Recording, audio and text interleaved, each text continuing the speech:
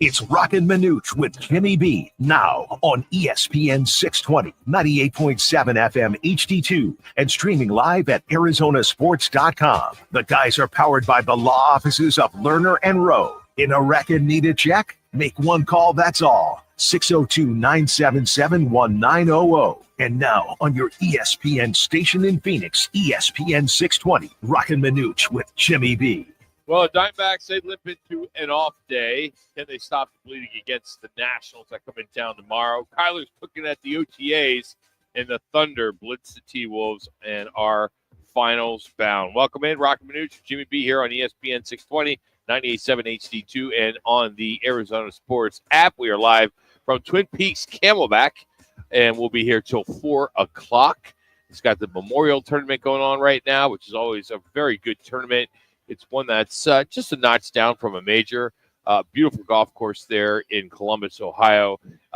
We will keep you up to speed on that. Griffin is right now leading -7. Morikawa in second place. But the D-backs, we talked about them quite a bit yesterday, but they have now lost 8 of their last 11, including a recent 3-game sweep by the Pirates.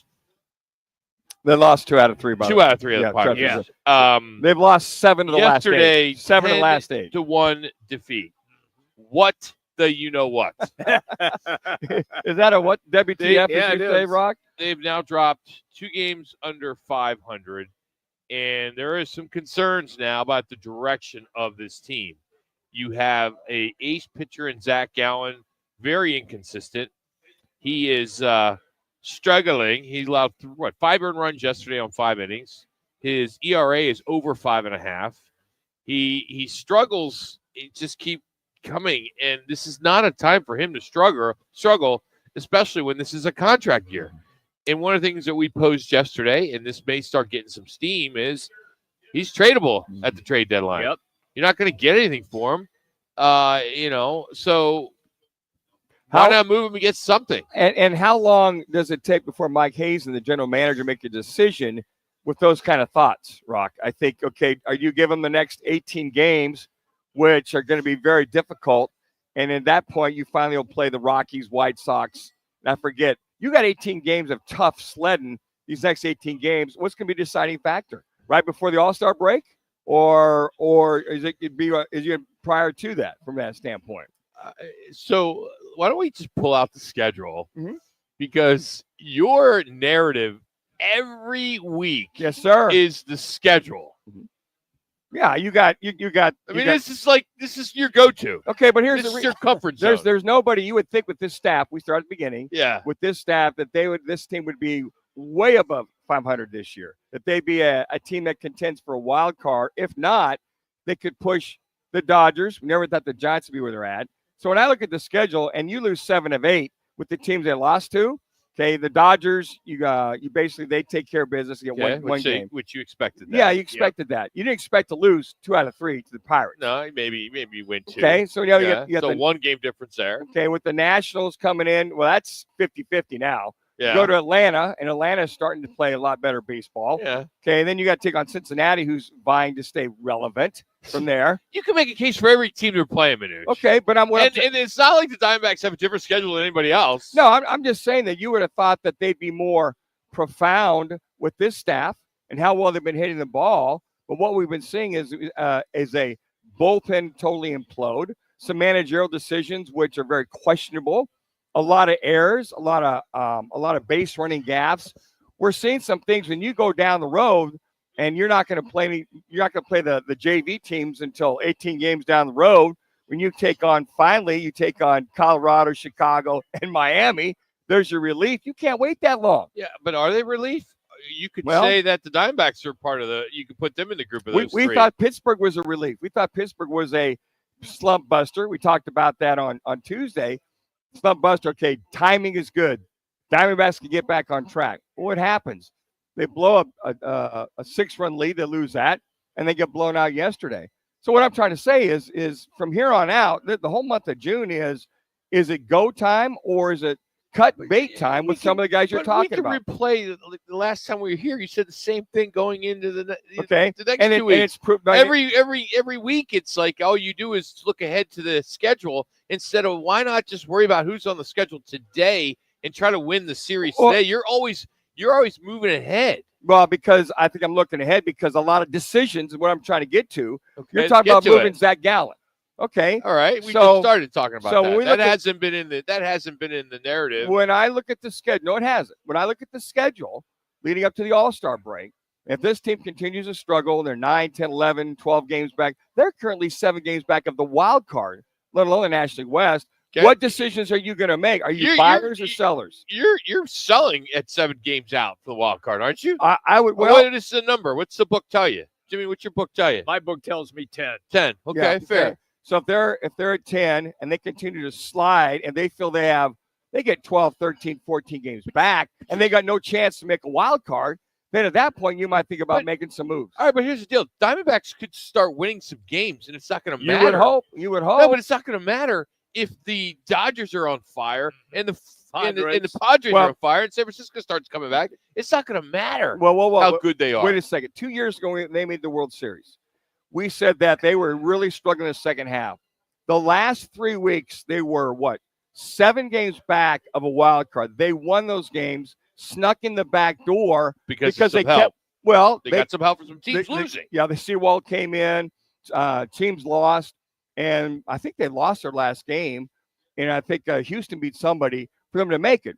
So if you're within 4 or 5 games with 3 weeks to go, my case has got to go, we've been down this road before. But at some point, he's going to go, man, we're way out. Because that year they played so well the first half of the season. And the second half, they really struggled. And they barely made it into the playoffs. Let's move on. There's a notable roster change. Their top prospect, Jordan Lawler, has been optioned to Reno AAA. Again, he could not seem to get a base hit, and it didn't work. Well, he made an error yesterday, too. Yeah, and it just, he's not ready, and it's unfortunate. He's not a bust. He needs to stay in Reno, keep him down there, let him stay in AAA baseball and have success and just do what he needs to do, and then let's readdress it next year. He's going to be one of the starting players on this team, right? Yeah, you would hope so. You would think that is the plan.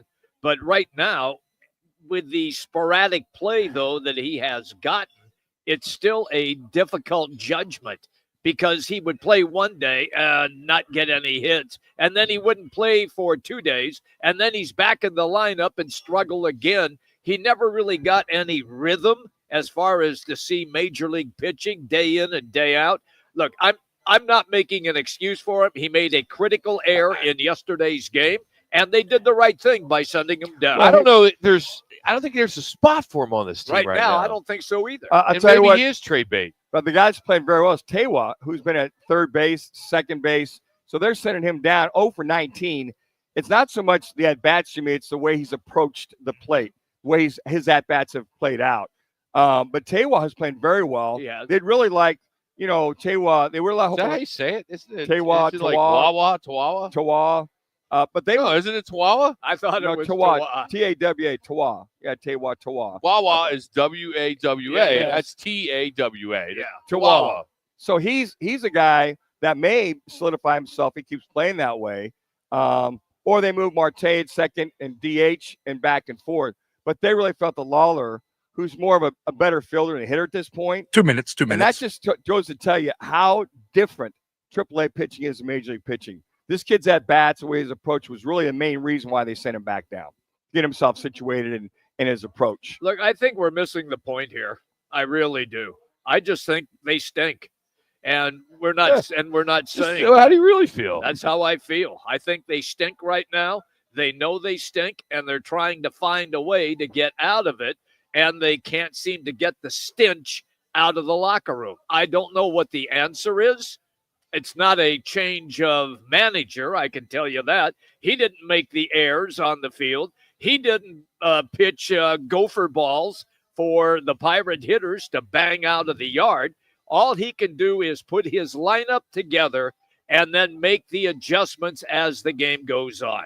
So, look, you can't fire on players. So who gets the axe? It's always the manager. It is not nut-cutting time yet for that. Well, there's something that they're going to have to make adjustments. Mike Hazens, I'm sure, is beating it up. And Well, he's referencing what's the frustrated, better. I'm sure. Yeah, he is. And when you lose 5 in a row and then you win a game and you lose 7 out of the last 8 and 8 out of the last 11, it's more than just the bullpen. It's I more get than it if you star would have rotation. lost to the Pirates yesterday with Paul Skeens pitching, because that guy's sensational. So I could see them losing that game, but the previous game that they Sure. lost should have won that game. And several of the games last 2 weeks, guys, that they've lost, the way they've lost them, talked about the bullpen imploding, leaving runners on base, runners in scoring position, all those kind of things. What did I just say? They stink. They're not getting it done. He talks about execution, and I'm like, well, then I'm all for it. Yeah, exactly. It'd be nice. Extended base hit with runners on. Tawa. Okay. Tawa. That kid's playing really good baseball. I mean, he is How really much? striking it out. He's striking and doing a good job. He's batting 227 minutes. Clear to break. He's had some timely hits. Yes, he has. So I wouldn't say he's at 235 right now. He's all right, 1 for 1. He had a home. into yesterday. He had the only 227. dinger. He had a home run and took him deep. Yeah, it really made an impact. But I'm just saying he's progressing more so than Lawler is. That's the point. The here. only run. Well, yeah, I mean, okay. It was 10 to He's nothing. more ready. He's more ready than Lawler is Oh, right yes, now. there's no And I question. think that if he continues to improve, get his at bats, and continues to be one of those guys that can play, maybe solidify him at second base, or give Suarez a break at third base periodically, or Perdomo at shortstop. That's his role right now. But when he plays, he's producing, and he's got some power. He's got several home runs, so he's got that kind of power. Improving to the Diamondbacks, he deserves to stay up. All right, up next, it's our replay rewind right here on Roc and Manuch with Jimmy B. We are live at Twin Peaks on Camelback, right here on ESPN 620, 98.7 FM HD2, and we are streaming. That We are too. streaming on the Arizona Sports app.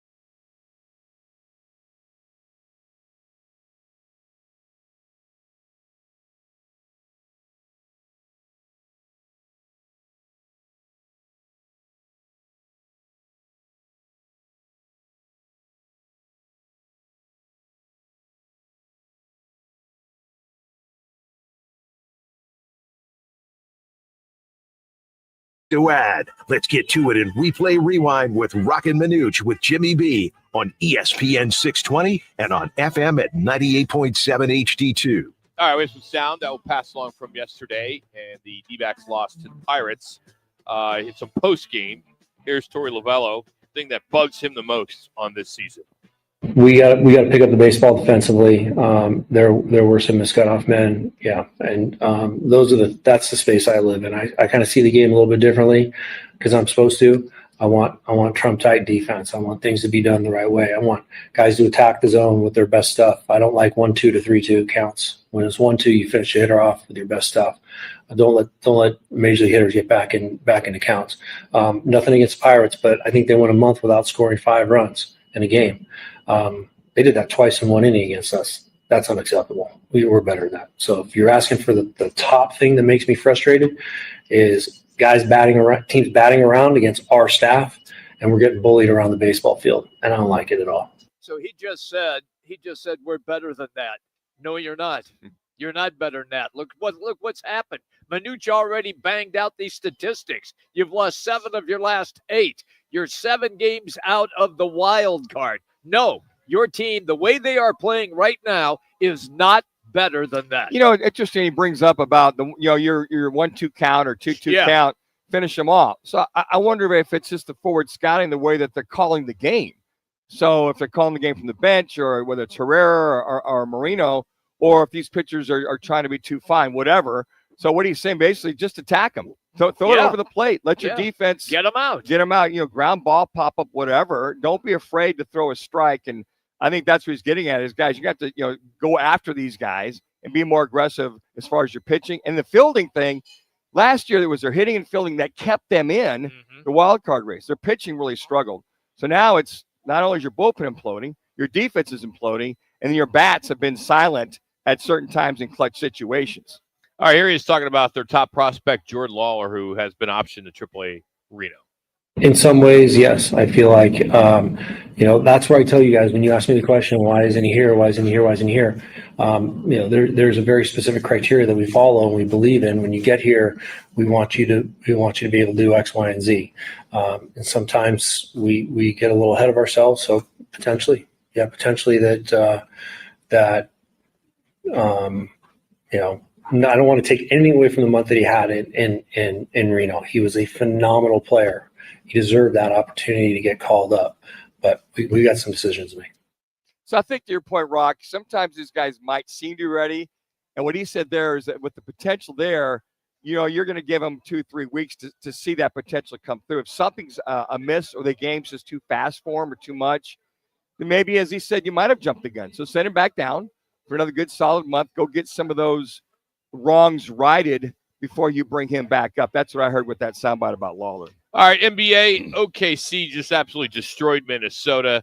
They blew them out by 27 last night. SGA near a triple-double, as they are just they're good. They're good, man. Yeah, they're just good. They win the series 4-1. They'll advance to their first NBA final since 2012. And they'll just wait for the winner of New York and Indiana. I think it's going to be Indiana tonight, and they'll move on. And then we have to wait till next Thursday. That's awful. I mean, that really next Thursday. Yeah, next Thursday before the finals begin. So, Jimmy, get this thing into late June. When did we start seeing Western Conference, Eastern Conference, Western Conference per se? Okay. Where teams were up at 42 to 45 points in a game. It's happened. Or it's you happened lose several times. Right. In modern era. Yeah. But we didn't see this before. Now, is it because of the three-point shooting getting hot? Is it lack of defense? The turnovers abounded with the Timberwolves last night. But, I mean, they were up by 42 points at one time, that being OKC. Yeah. The only other time I think of where there was a total blowout was the Suns getting blown out by the Dallas Mavericks 2 short years ago. Oh, Manuch, don't even go back to that. But, that was awful. But, I mean, they scored 9 points. In the first quarter. And they're up 65 to 32. It's not even competitive. No, it's not. And here's what happens. It cracks me up because one of the big promotional commercials the NBA runs with its top players is it's a make or miss league. So what you saw last night, you saw OKC make, and you saw Minnesota miss. And when that happens, that's when you get blowouts. Minnesota Timberwolves could not keep up with the pace that OKC was presenting to them on the court last night. Alex Caruso has turned into one of the greatest pest players of all time. I wish there was a pest award, because if there was, It's called the Bobby Orry Award. Or how about the pest. Danny Ainge Award? The pest. They should have 4 steals from last night. Here's the best 4 part. steals from Here's this the kid. best part about Alex Caruso. I call him the White Slick Watts. Now, Don Slick Watts, Remember in Slick Watts? in the 70s, was the originator of shave your head and wear a headband. He played for the Seattle Supersonics. Hell of a player. He was a terrific player, but he was a pest. Yeah. So Caruso has adopted that formula, and for Alex Caruso, it has worked. All right, let's hear. He was everywhere yesterday. He racked up 4 steals, as you mentioned. He had a series total of 8. Here he is with one of his steal that led to a SGA slam. And off the bounce. Caruso knocks it away, comes up with a steal. Throws it back, and Gilgeous-Alexander, the unselfish play. You watch this team, and now you know why they were the best fast break teams, best turnover team as far as converting turnovers They are. in the league. They are. They still at 2 passes, dunk, 2 passes, shot. You know what I mean? It's Yep. just They move the they basketball. move it and get it off, and then next thing you know, you're down by 20. That's it. Connor, let's skip to our local kid, Jalen Williams out of Perry High School. He's stepping up this postseason. He's averaging 22 points a game. And with SGA on the bench in the second quarter, it was J-Dub's time to shine. Here's his steal and a tough one and finish that pushed the Thunder lead to 22. There's about just over 9 minutes left in the second quarter. Reed trying to get aggressive. Another turnover. Jalen Williams goes up and lays it in. Minnesota needs another timeout.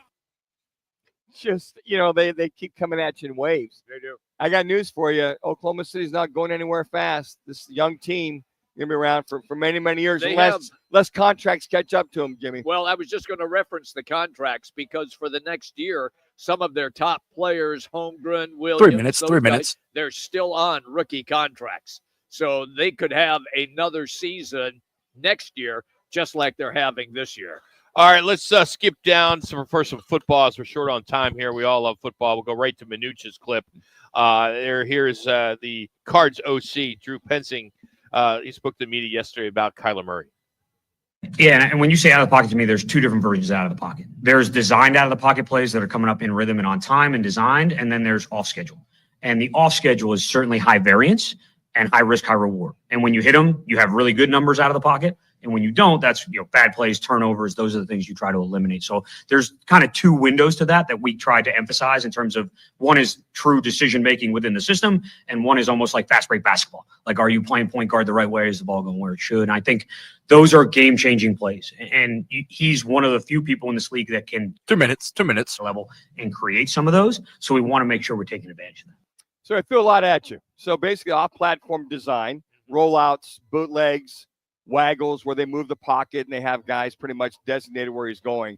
The off-platform, per se, what is he trying to say is if Kyler Murray steps up in the pocket and he darts right or darts left, number one, they want to make sure he's balanced when he throws and he's scrambling. Number 2, they want to make sure he keeps his eyes up the field, and it's kind of a controlled off-platform thing, trying to find receivers down the field. And number 3, don't run unless it's necessary, not to take his legs away from make a play, but it is kind of a controlled environment, kind of a helter-skelter method to the madness of what he's talking about, on platform in the pocket, or if it's controlled rollouts, or off platform, moving up, going right, going left, or looking to run. But on top of that, if you are going to be off platform, be under somewhat control, and then find the guys down the play, when you down the field. If you find a guy down the field wide open, off platform, that's a high risk. I like to call it controlled chaos. It is, because he is chaotic when he's on the run.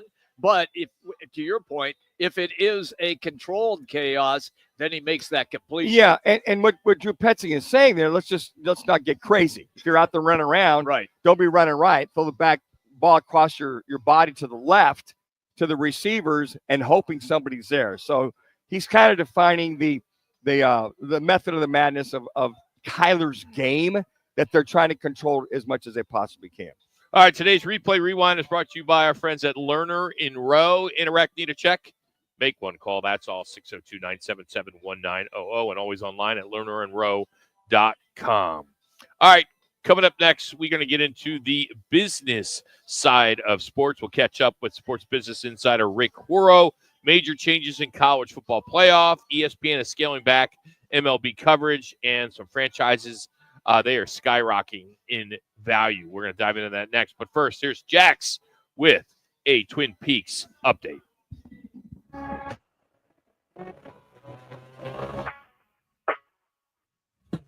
It's now time for your Rock and Manuch with Jimmy B, Twin Peaks ESPN 620 update. I'm Jackson Groff. The Arizona Diamondbacks have opted top prospect Jordan Lawler after a rough stretch at the plate. Called up on May 12th, just 17 days ago, went hitless in 19 at-bats with 9 strikeouts. Also joining the big league club is Jeff Brigham, the 33-year-old reliever with prior stints on the Mets and Marlins. 30 seconds. He's expected to bolster a struggling bullpen after posting solid strikeout numbers in AAA. Switching to college football, the Big 12 has released their national TV games. And for Arizona State and Arizona, they have a couple with ASU hosting TCU and Arizona on Fox Friday nights, as well as Texas State at home that will be streaming on TNT and HBO Max. The countdown to 10 seconds. Twin Peaks 2025 is on. Get your voting in. Head to 2025misspeaks.com and show some love to your Arizona Twin Peaks girls. Attention golf lovers and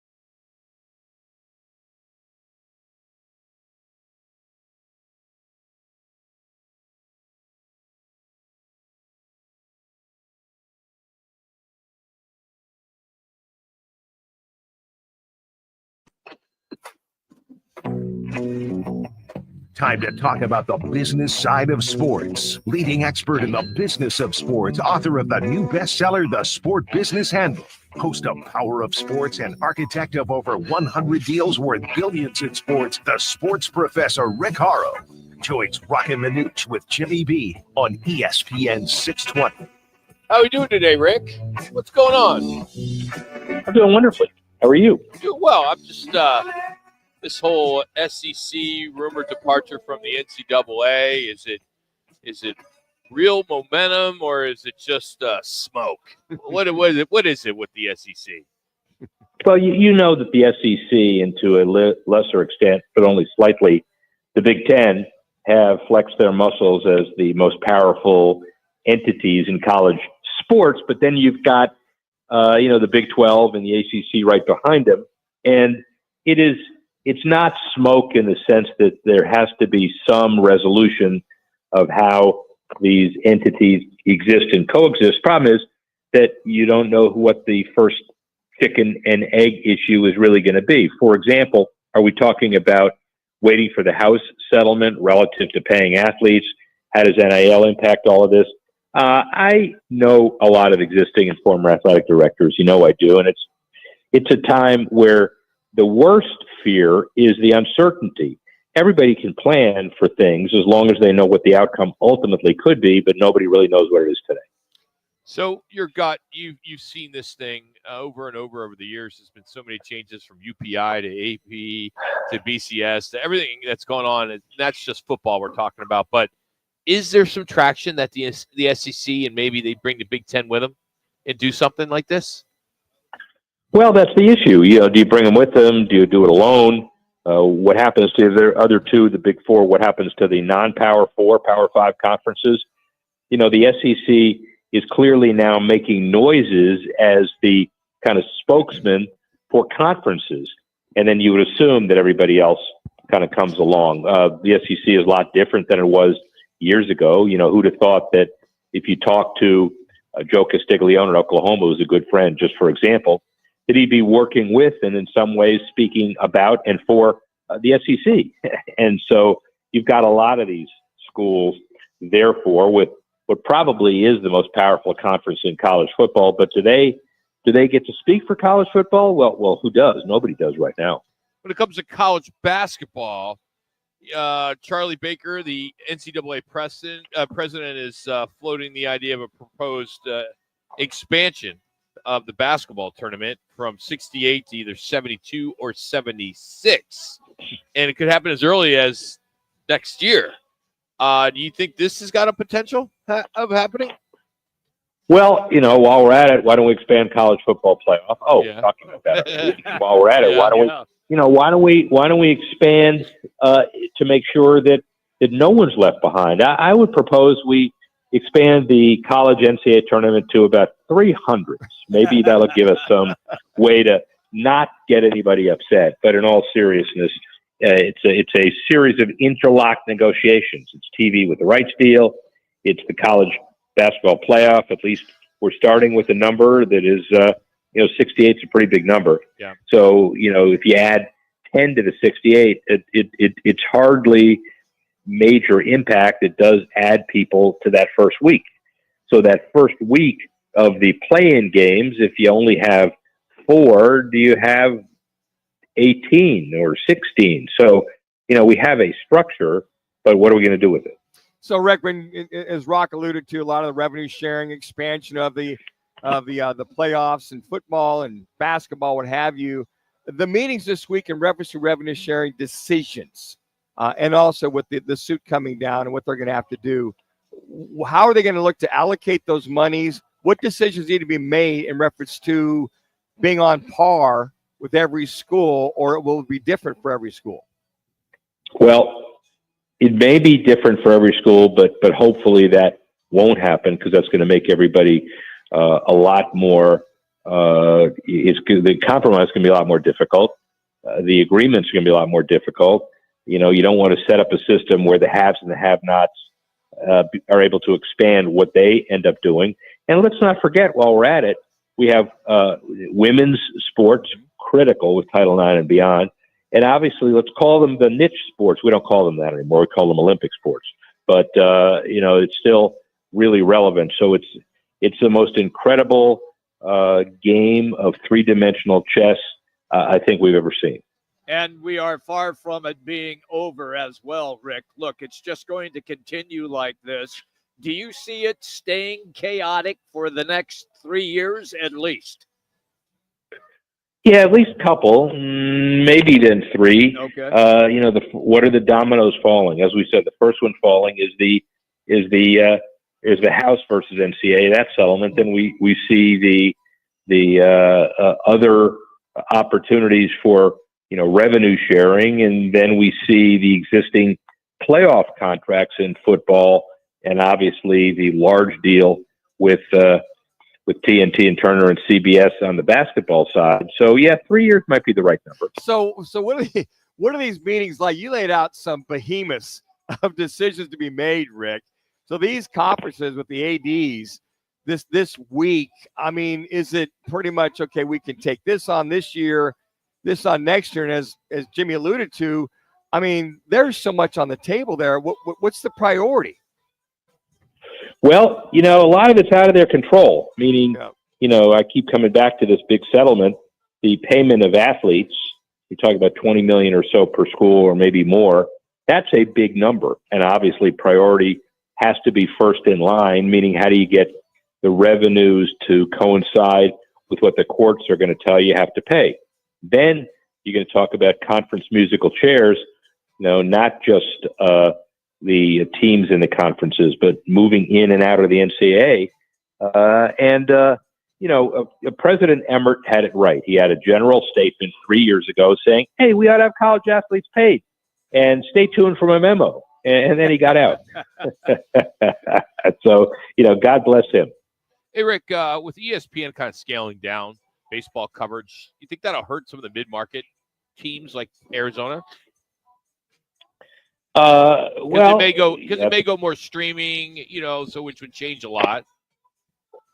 Yeah, well, but it's also who replaces them, and we all understand Scripps is a major player. We've got maybe 3 or 4 alternatives. You stay with the post Bally's numbers. In a lot of the cases, they do it and re-up. Then the other about 3 minutes. Organization that's trying to grab as much as they can. They got the 2 big hockey franchises down here. You got them committed to Scripps. That's Florida and Tampa. Then you look at self-production and self-streaming. You got that with Major League Baseball's help. But again, everybody's going in a different direction, and all of those teams have to look out for themselves first.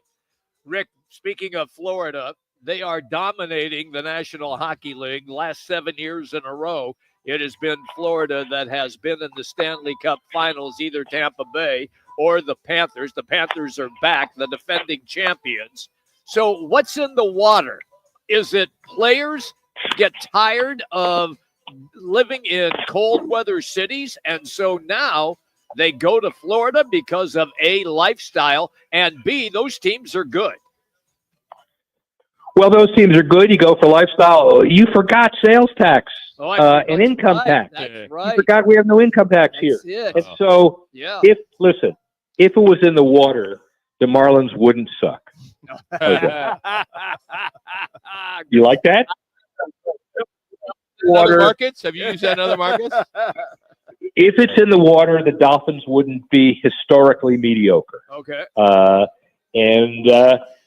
know the Heat's won, 3 times, and that's because of the players they had. So I understand that, get ready for another Stanley Cup series. I find it ultimately ironic as one of the guys that was involved in the kind of creation of the Panthers in the early 90s, that now we have a ho-hum mentality. Another year in the Stanley Cup? So what? People couldn't believe that. That's just unreal.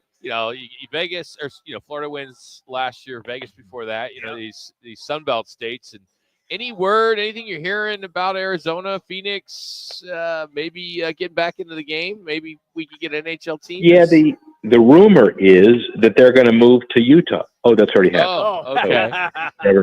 How's that? We already found out no rumbling. Morello sold his house yesterday for like $30 million, so he's gone. So Yeah, probably what does that tell you? Although, yeah, clearing out of town, I get that. But I'm the one thing that I continue to be impressed with Gary Bettman, to be honest about it, is that he doesn't give up on places easily. If you've seen some of his rhetoric, he's now saying that Atlanta could be, should be a hockey town, because that was then, this is now, as far as changed circumstances. But I wouldn't count on him to start advocating Arizona just yet until you have a real arena deal done. Rick, we just lost Jim Irsay, Colts owner, and reading the stories Clear to wrap. as far as the players and the city. Didn't realize how impactful he was. Is doing so much for the city. I just wanted to see if you had any dealings with Jim Irsay and your response to the city of Indianapolis losing their owner. A lot of dealings with Jim Irsay. God bless Jim Irsay, Pete Ward, his right-hand guy, the whole family, Meg Irsay, everybody. I knew him as part of the whole moving from Baltimore, but I knew him as part of the preparations for the 2012 Super Bowl, for Lucas Oil, for the renovation of Lucas Oil, for the public money that was involved in it. And he put Indianapolis first. He will absolutely be missed, a good friend. Rick, have yourself a great weekend, buddy. Thanks for the time today. All right, man. Talk to you next week. That's Bye. Rick Horrow, the sports professor. Follow him at Rick Horrow on X or Horrow Sports Ventures. You can just Google that too. Well, coming up, Sean Green, 6 for 6, 4-homer day, still ranks as one of baseball's wildest stat lines. And MJ's flu game, 38 points, was one epic legacy. We're going to talk about that and then some football at 50 as College Football Network has released their 2025 slate. It's Roc and Manuch with Jimmy B right here on ESPN 620 and on FM at 98.7 HD2.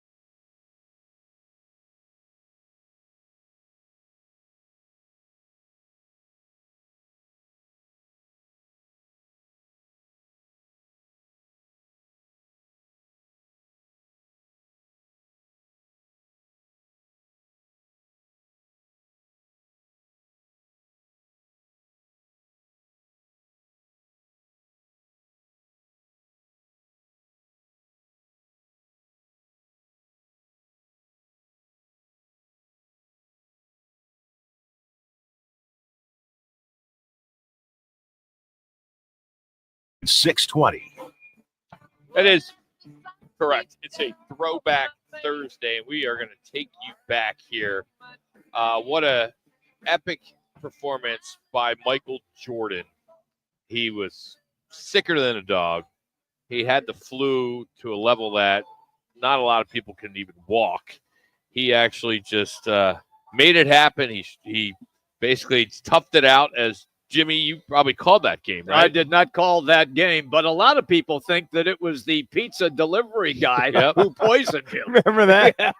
The conspiracy. The conspiracy theory. They even talked about that in The Last Dance. Yeah. You know, Yeah, yeah. What'd you eat? Well, I had a pizza late. Yeah. You know, a guy delivered it. I mean, all this conspiracy. I know.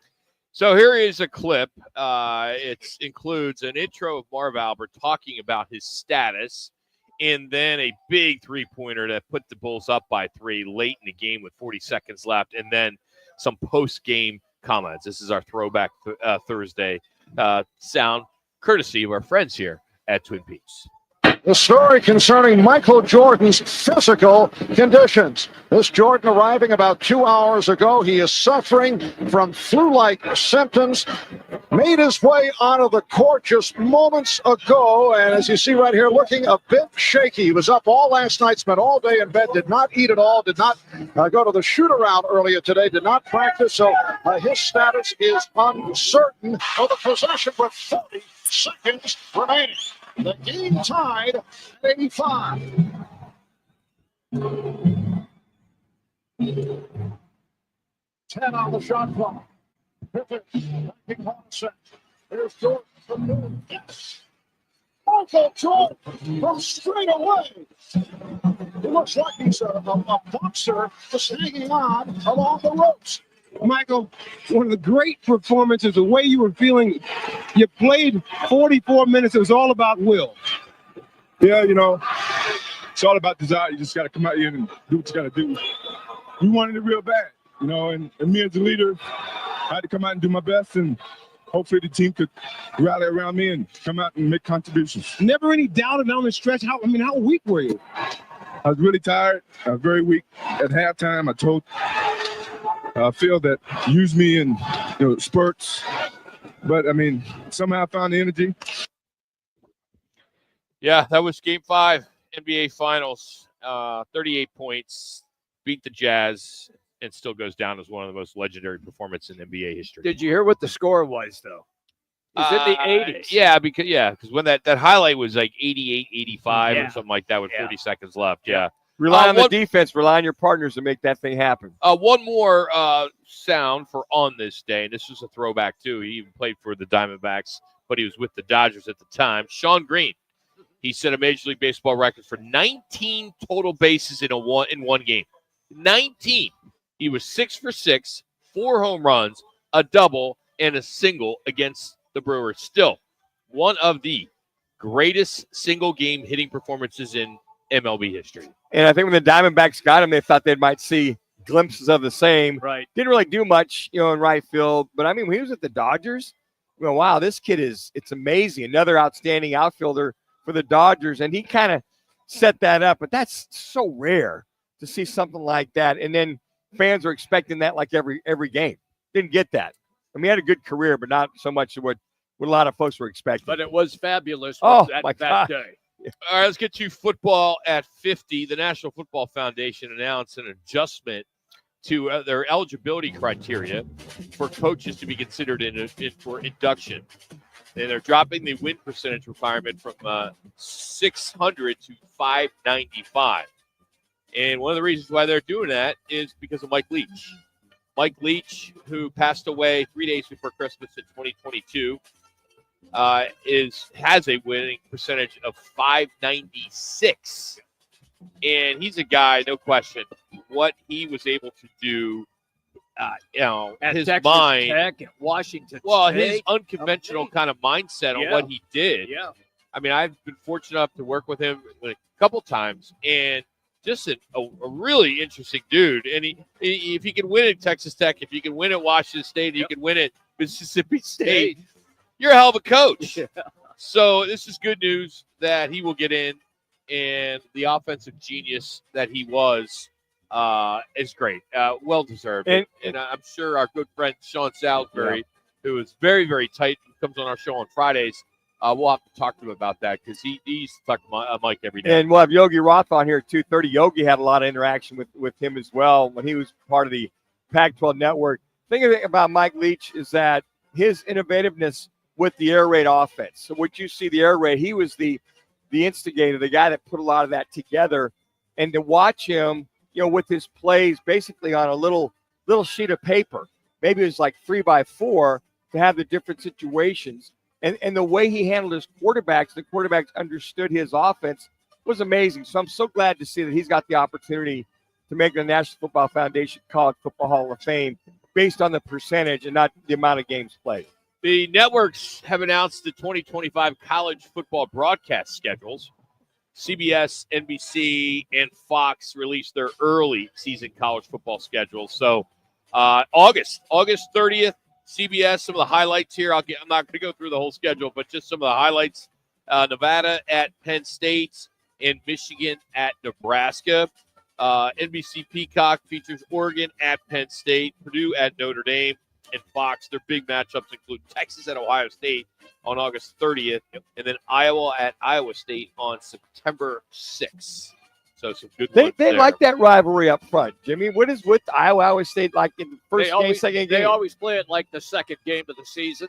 So each team gets a chance to play a game, and then they play that. You got to remember, you have Iowa in the Big Ten and Iowa State's in the Big 12. So it's the way the schedules work out. It's difficult to schedule that. They do not want that rivalry game to go away. Just like Civil War, Oregon State, USC, UCLA, they're still trying to maintain that, even with all of the chaotic things that are taking place in college. And speaking of rivalries, I hope that USC does not negate Notre Dame. Yeah, that rivalry is must-watch TV every year. And it's USC, the one that's hemming and hawing about maybe backing out. Notre Dame's like, we're good. Yeah. I mean, Notre Dame, wants that game on their schedule. Like so many other coaches talking about at these conferences, the 9-game schedule in the SEC. They want to have those rivalry games. But also, guys, they're going to have to make some adjustments if they can about these non-conference schedules. They're going to have to go ahead and incorporate some tougher opponents if this committee is just going to go based on the top 12 seeded. Lane Kiffin has proposed a simple format. Take the top 16 ranked teams, no conference ties, no auto bids, and go straight to a seeded playoff. I'm okay with that. I have no problem with totally that. Be okay. I have no problem with that and whatsoever. What the fans want, they want the best matchups, right? Yeah, they do. Why not? And I think that that's why I just said that 3 minutes. your 3 minutes. non-conference games are going to have to be more important or more scheduled versus having, Samford on your schedule or Bangor, Maine Tech, Savannah State. Yeah, because if you're undefeated and that team's undefeated and you want to be seated, also they go, well, we're going to rank you 4 versus 5 or vice versa. That's got to come into play. They were just going back to AP.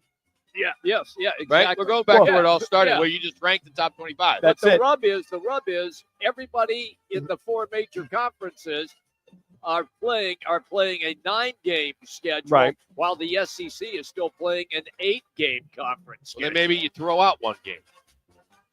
Okay. Can you do that? They'll throw out the high, throw out the low. Because isn't the SEC going to have that cupcake game anyway? They do that every year. Well, that's what we're talking about. They had, throw that game out. Bama's going to play Samford or Auburn. Well, all right, so but that's 7 then if you throw out that way. The other way is you have to throw out 2 minutes. 2 minutes. The other. Well, that's why I'd be interested to see how the committee decides on if you're going to go with the pure rankings throughout the year and the conference. Okay, so what's your criteria going to be when you have that team played at Samford or they played, North Dakota, not North Dakota State, that they had a couple of teams just to kind of get their team going. So you're going to see that elimination from those. But the rub on that is some of those teams play the major D1 schools for their paycheck. Well, sure. So to speak. But those games are eventually those games will be go away. And few between. Yeah, they're going to go away. And then when the Super Conference hits, whether it's in 3 years or 5 years, all that's going to be you guys over there versus us. And then as far as the rankings are concerned, what's that criteria going to be? So I think the way you protect that is to make sure you have a good shot at being ranked in the top 16, which they all should. SEC still has to go to a 9-game schedule. Well, I would agree. They got to make it fair. One for minute. everybody. One minute. All right, coming up, from the diamond to the bazaar, the sexiest mascot in baseball has been announced. Yes. And airports may be ditching moving walkways. Why? We'll tell you why. And as we gear up for college football, we just talked about it. The spring may be over, but the headlines are not slowing down at all. We will catch up with one of the most plugged-in voices in the game, and it's Yogi Roth, Big Ten analyst and host of the Y Option podcast. Today, we are at Twin Peaks in Phoenix on Camelback. We are here till 4 o'clock. We are streaming on the Arizona Sports app. You can also find us on our website 10 seconds. at Roc and Manuch. ESPN 620 is another place, and on FM at 98.7 HD2.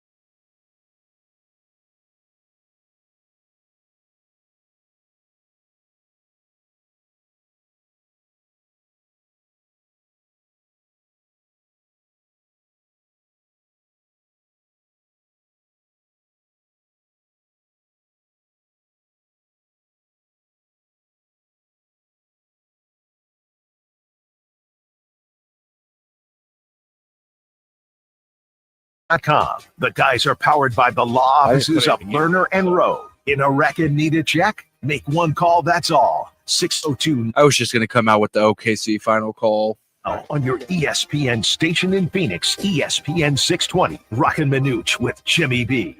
Well, the magical season continues. The Oklahoma City Thunder are going back to the NBA Finals. The winner of the Magic Johnson Trophy for the 2025 Western Conference Finals Most Valuable Player is Shai Gilgeous-Alexander. Yeah, it's a really good feeling. Think stuff you dream about as a kid. I just want to shout out these fans. A couple years I got here, there's some really dark times in this arena, not fun times, and these fans have been by our side through thick and thin, so we appreciate them. What are you going to be thinking when you get home tonight? I got a lot of growing to do. We got a lot of work to do to get to our Coming to you here. and this is not it. So that's all that I'm focused on. The Oklahoma City Thunder, they secured their first NBA Finals appearance since 2012 as they defeated the Wolves last night by 34, 124-94 in Game 5. As you just heard, SGA, he led them with 34 points, and he has contributed on both sides of the ball. Just a great player, and, of course, the MVP. They now await the winner of the Eastern Conference Finals tonight with the Pacers and the Knicks. Wouldn't shock me if the Pacers win this game tonight. Me neither.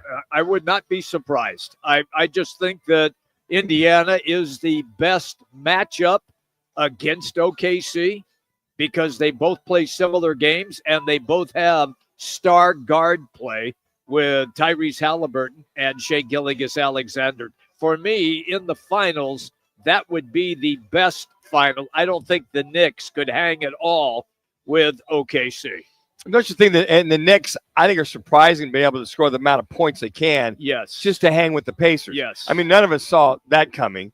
When you have this Pacers team averaging, 119 points, and the Knicks have gone from, I think, 102 points, almost 110 in this series because they've had to.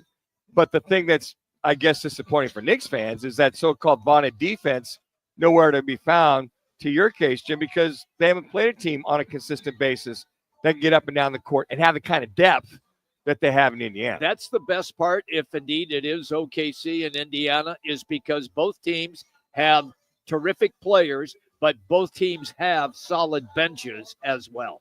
So Karl Anthony Towns is listed as questionable. He's got a left knee contusion that he sustained on game 4. Now, he's crucial. His presence is crucial. I mean, he had what?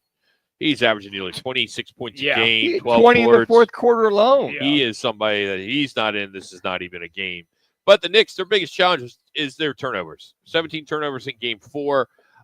Indiana knows how to turn those into points. But, again, there's not much else to talk about. It's Jalen Brunson versus T. Halliburton, and that's it. I mean, that's the two guys. You watch these two guys. One's averaging 33 points a game. The other's averaging, 32 points a game, something like that. So it's like they're the stars, and that's it. So we'll see what happens here. As I mentioned, Knicks are favored by 4.5.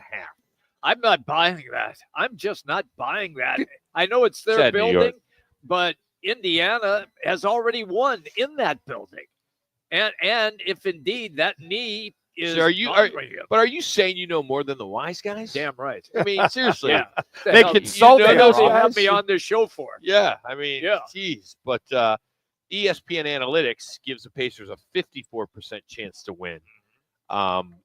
Selfishly, I would like to see the Knicks win. Right. Just so we have more basketball. I agree. Because if this game is over, then we don't talk NBA until next Thursday. Yeah. And there's a lot of teams, both conferences, they both win 4 games to 1. They have that time off. But you want to see more, because I think a lot of fans are going, okay, where's this hype? Are the Knicks living up to the hype? They're not. So, but you would hope that they can get this win. If Catman wins, and I agree with the Rock, if he doesn't play, it's over. But at any particular time, we've seen it. The Knicks can get on a roll, but can they keep up with the Joneses as far as scoring? That's the whole thing. They've been able to a point. Rock asked this question the other day, and I wanted to revisit it. You said, basically, is it you want to see the best 2 teams, or do you want to see the stars? Steph, LeBron, Giannis, etc., Jason Tatum, etc. And I think right now, with the way that this is shaken out, we all started with the NBA back in October when the season began. Who did we all pick to win the West? OKC. Mhm. Now, we did not pick Indiana to win the East, but we had them in the mix. Boston. We had Boston as returning. That is correct. But we didn't know Jason Tatum was going to go down. So that changed everything. So in a if the Knicks lose this game, yeah, let's just talk about New York here for a moment. Okay. Is the season still a success? Yes. Or a missed opportunity? No, it is still a success. It really is. You eliminated the Boston Celtics, the defending national champions. You ran into a buzzsaw that this team has younger talent, more explosive talent than you do, and they play a style with that quick pace up and down that is contradictory to the style that you like to play. But I think with a lot of the Knicks fans and for the Knicks, we expected them to at least make a run at the Eastern Conference Final because of Catman, Bridges being added, the additions that they made in the offseason. So I think it's a success. Yes, it is. But they, again, to your point, they ran into a buzzsaw with the Indiana They Pacers. did. Disappointment is, Yeah. I understand fan disappointment. But at least they've gotten it's to still a the success. Eastern Conference Finals. Yes. It's been, 24 years? Yes, there you They've go. gotten the Eastern Conference Finals. So I think now, and I think the adage of, well, Thibodeau wears them out, whatever, is out the door. I'm with you. They're up and down the court. They've got the energy. They're just played a team that there's just tough to defense. When a guy hits 3-pointers from between the half-court line and the 3-point line Manuch, you on a asked consistent me, basis. You asked me the other day, have shooters just can launch from 30 feet? They can. It seems like on a regular basis there. I mean, you look at Brunson, Mm-hmm. Halliburton, SGA. I can go on and on. Yeah. It seems like they Luka and Steph, they just launch from anywhere. and they've moved. I think they've moved back so they don't have quite the defense. Like, who's going to come out 33 feet? There you go. We're going to guard the 3-point line. Well, that's not enough. Yeah. But I think, I think the Knicks is a success for their next step. Yeah. I think they're going to lose the series, and they need somebody to help Jalen Brunson. He can't do I it agree. himself. Yeah. And he's going to try. He's going to do everything in his power, but one man can't win a playoff series. I'm with you. Unless it's Michael Jordan or LeBron James. Well, Mike couldn't even win if it was just him. Remember, he had Scottie Pippen and he True. had Dennis Rodman. He had guys. 3 who were in minutes, 3 minutes. Basketball Hall of Fame. And yeah, so- R.J. Barnett. I mean, what do you got? Are they expecting more out of Bridges next year? More scoring? But he's a defensive guy. Yeah. Yeah, but he's been averaging 15, 16 But per game. that's his ceiling. That's his game. That's his game. So it's all about the Catman stepping up more, And he did. and he did. So what are they missing? Depth, guys They come off the need- bench, they the don't- shooters. They don't have shooters off the bench that can shoot the ball the way that Indiana does. And they are going to have to try to change their style of play because it's obvious that even though they were a solid defensive team, they weren't a good enough defensive team to slow down the Pacers. Nobody's shut nobody down No. in these finals. Nope. And they just really haven't. And the other side of 2 this, minutes. this is the second year in a row that the Ant-Man and the Timberwolves have gotten waxed. They're in the Western Conference Finals. So what are they missing in order to get to the point where Dallas smoked them? You can see OKC smoked them. So they go back to square one. What are they at? Here's the one thing. Because that's the key today is, Ant-Man needs help. Yeah, well, of course, because he's not that guy. I've tried to tell everybody when they wanted to anoint him on national television, the new face. No, he's not. He is not that guy. Not yet. He's 23. He played 1 year of college basketball, and that was it. He is still on a major learning curve because all you had to do was watch how they were defended him, how OKC defended him. They doubled him. As soon as he got his hands on the ball, he was immediately doubled, and he panicked lots of times. Yeah, and they didn't get any help. And when you look at three of your starters only scoring 7 points. There you go. I mean, Gobert gets shut down. Conley.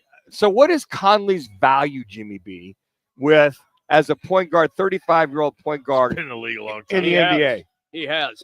His value is he is the leader in the clubhouse. Okay. They listen to him. He still takes pretty good care of the basketball and can distribute. However, with the way Anthony Edwards was coming on this season, he started to take the ball out of Conley's hands, and that changed the way and the dynamic that they started to play.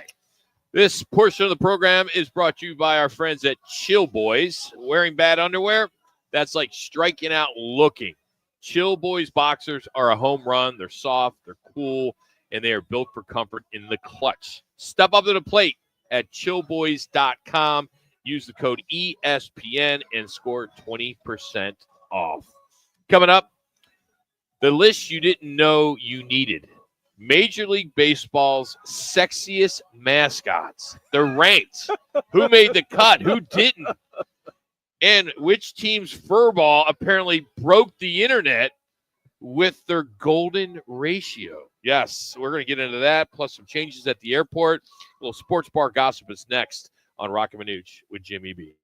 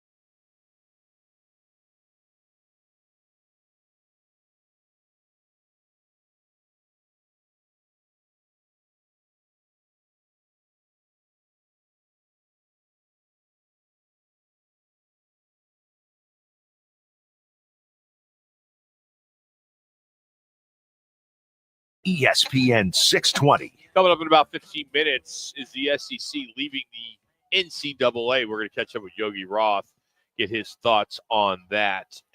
But for now, would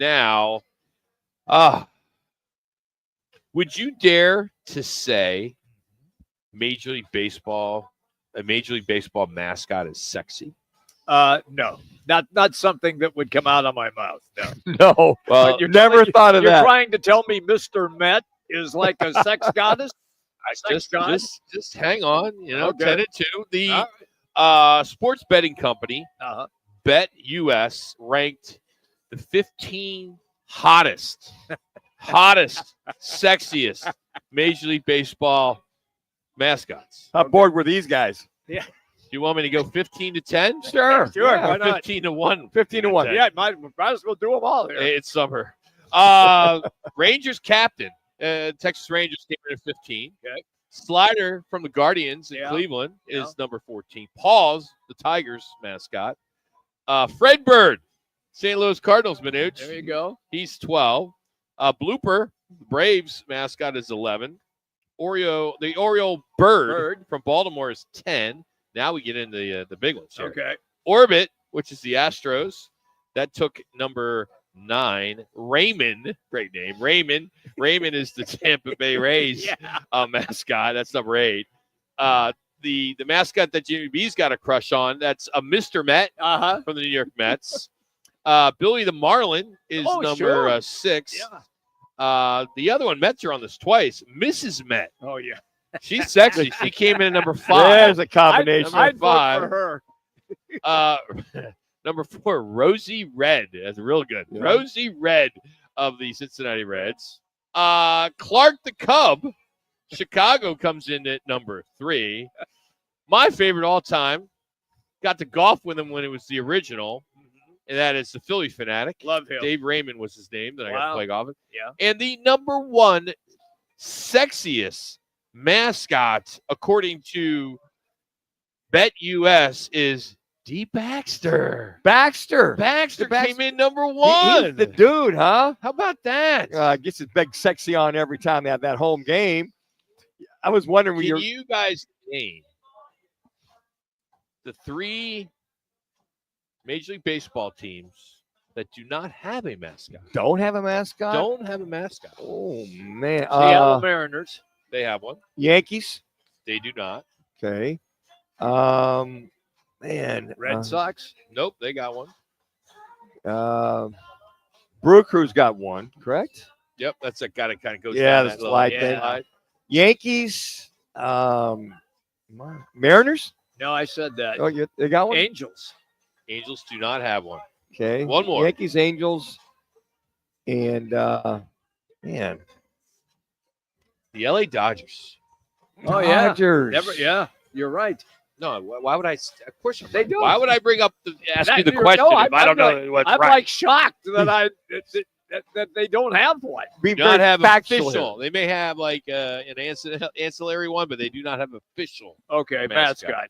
Hey, random fact of the day: the guy who founded Spalding Sporting Goods, his name was Albert Spalding, and he's in the Baseball Hall of Fame. He was a pitcher in the 1870s. Wow. Parlayed that sport into a heck of a sporting goods I don't business. remember his name when I was calling games back then. Hey, you know those moving walkways in Yes, airports, right? yes. Mhm.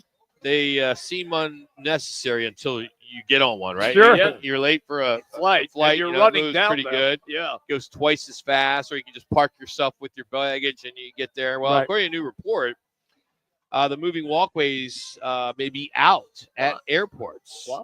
Well, that's the question I want to ask you.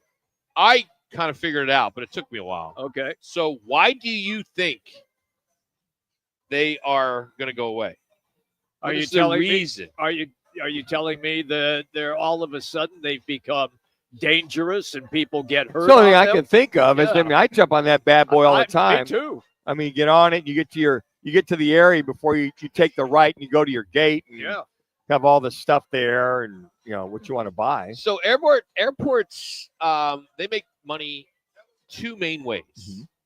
The fees related to the airplane, Right. Okay, they make that. The gates. And the other revenue opportunities is the retail and concessions. Oh, and they charge an arm and a leg what too. they're saying is these walkways are taking business away from people going into the retail Because a you lot go of by the they're all in the middle. They're Yes. divided in the middle. Yeah. So then there's the cost of Interesting. maintenance and stuff like that. So I'm okay with that. I'm interested. I think of now there at Sky Harbor. There's really you just go because you're just looking out. Now Denver Airport, that's correct because you go right down the middle. And at Denver can. Airport, you got kiosks on both sides. I can see that. The Detroit airport is like that. Chicago is like that, where you can be on the walkways and go past the comfort food places. Coffee, Yeah. Starbucks, all the above. But see, I wouldn't. For me, that's a non-issue. It's a non-factor. If I'm hungry, I'm going to go someplace and get something to eat. If I'm thirsty, I'm going to go someplace get something to drink. But think about it. If they are in the middle and they have what you guys just said, Right. all those reach out discussions, if you're walking next to them, all right, let me start. Oh, wow. I'll get a slice. But if you're on that walkway, too late. When I get off the walkway, I'll go then back. you got to walk all the way back. or matter of fact, in the Denver airport, it's I will get You've something. only been to one airport? No, I've been. You always bring up Denver. Well, that's because when I go visit the kids, I don't get a chance to get out much, Yeah, Rock. we know that. I don't. But leaving the Phoenix airport or the Denver, I pretty much will get something and then jump on. But you're right; they've got them all on both sides of those walkways. Yeah. Where Phoenix, it's just there's nothing, just They're windows. in the hallways. Yeah, the hallways, Yeah. and then you get off and you get your stuff. Right. I want to revisit a story today that's starting to make some noise, and that Okay. is NCAA President Charlie Baker. He said that he's the president of, I just mentioned, NCAA. They had some good conversation with their TV partners in CBS and Warner Brothers Discovery about adding teams to the men's basketball tournament. Now, there's 68 teams right now, and they want to grow it to possibly up to 76 teams as soon as next year. I don't know how anybody could not be in favor of that. The TV guys want it. It's more games, more inventory to sell. That's correct. More eyeballs, more money to them. Makes too much sense. Put all 325 out. And put every D1 school in there. And maybe, I mean, in the case of like GCU, if they don't win their WAC championship, they're negated from moving on, right? That is correct. So maybe you expand that. So you take the runner-up and the WAC championship before they move on to the Mountain West. And that'd be a case in point that, hey, this team, some of those conferences, if they don't win their conference, they're not allowed to go or they're not eligible. So, all right, so there's 362 3 minutes. NCAA Division I men's basketball teams. Right. If we're talking about 78, what is a real number that they can make it work? Because if you get rid of the NIT and the invitational and all this crap, Sure. just put them all together and utilize all those sites. You're going to tell me we wouldn't be watching on Monday, Tuesday, Wednesday. Sure We're already we would. watching Thursday, Friday, Yeah. Saturday, Sunday. Mhm. Watch every day. Start them at, with the time zone. You can start them early. Why not? We'll start watching basketball 6 o'clock on the West Coast. I'll play devil's advocate here. So if you're going to do that and you're talking about all of those extra games, what's the wear and tear going to be on the so-called student athlete? It's gone away, though. That doesn't make a difference anymore, Jimmy. I know it used to. No relevant. But that's why I say I'm playing devil's advocate. There will be people that will say, well, that's too much to ask of your student athlete. All right, No, but- your student athlete now 2 minutes. Hold on. is getting paid. All right, logistically, all right, if you have 362 teams. Yep. Right now, the current format is 6 rounds. Mhm. You would need 9 to play the 362. Wow. That's not that much That's more. only 3 more rounds. I know, but I don't want to watch a team that won 9 games play in the tournament. There'll be a criteria, Jimmy. I'm sure they'll look at the top 2 or Not 3. according to Rock. Well, but here's the thing. Well, there'll be somebody. You had another, say, 10 teams to it. You had these 78, 79, whatever. Go to 100 or something. Well, One- whatever the number is. Could you imagine? Don't we talk about this all the time? We like the Cinderella. That We was do. one of the issues this year. yeah. It was chalk, and everybody's like, oh, it's chalk. Can you imagine? That's what I was just going to mention. The Bangor Maine Techs of the world make it to the second round, or let's say the round of 32 or 16. I don't have any heartburn with it at all. I think Wouldn't it's it be great. fun to have a 362 team bracket just for and win $1 billion if you can get it right? Roth wants to sit there for 3 hours and fill that bracket out. It's all gambling just for Rock. kicks. Why not? Seriously, guys, wouldn't that be kind of cool? It's all gambling. Everybody's eligible. Your record is 1-23. Then why are you You're playing? going to Why are you tournament. playing the games then? Just Well, start the tournament. I think that the key is if you win your conference or your runner-up, your seeding will be higher. Obviously, you'll play the lower seeded teams. So if you add another 10 or 12, whatever that is, it's all going to even out because this year, think about it, all number one teams were in the final. The NAL, That doesn't happen very often. It doesn't. But one other time, but the so-called parity was null and void this year because of NIL. Now, next, who knows? But if these schools get more revenue share, they'll be able to bring more players in. You guys are clear to toss. Clear to toss. That's the only thing I can think of. I'll go to 78. I'm not going to 320. At some point, where does it become ridiculous? Exactly. You know, how much do you water this thing down? But I tell you what, if you're GCU or anybody in that WAC that finished as runner-up, and you're not going, you're going to get a chance to go. But how cool would it be for Preston? I don't know, Wolford College. Wolford in the Southern Conference, come out of nowhere.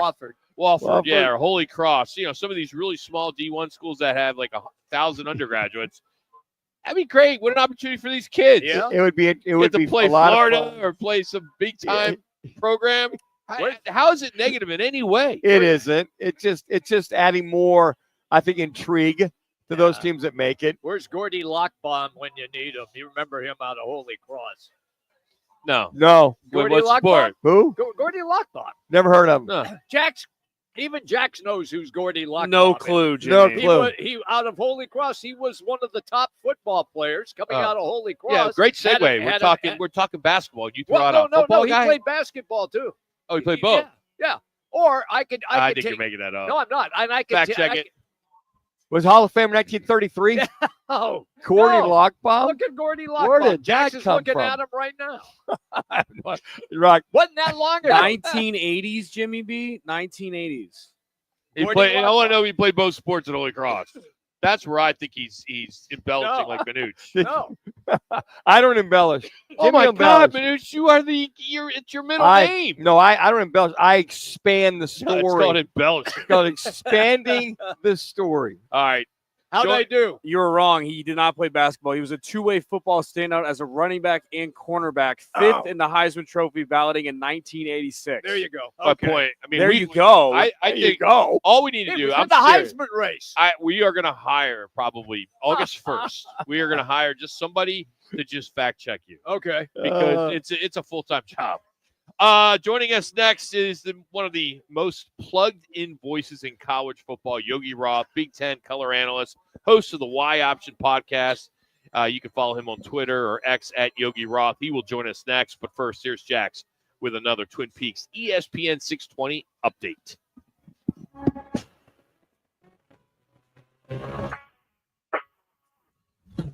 It's now time for your Rock and Manuch with Jimmy B's Twin Peaks ESPN 620 update. I'm Jackson Roth. The Diamondbacks have opted top prospect Jordan Lawler after a rough stretch at the plate, called up just 17 days ago. Lawler went hitless in 19 at-bats with 9 strikeouts. But joining the big league club is Jeff Brigham, the 33-year-old reliever with previous stints on both the Mets and the Marlins. Hopes to bolster a struggling bullpen. 30 seconds. Switching to college football, the Big 12 has finalized national TV games for both Arizona State and Arizona. ASU will host TCU and Arizona on Fox Friday nights, as well as Texas State at home. That'll be streamed on TNT and Max. The countdown to Miss Twin Peaks 2025 is on, and voting for Miss Popular is live. Head to 2025misspeaks.com and show some love to your Arizona Twin Peaks girls. Twin Peaks, eats, drinks, scenic view.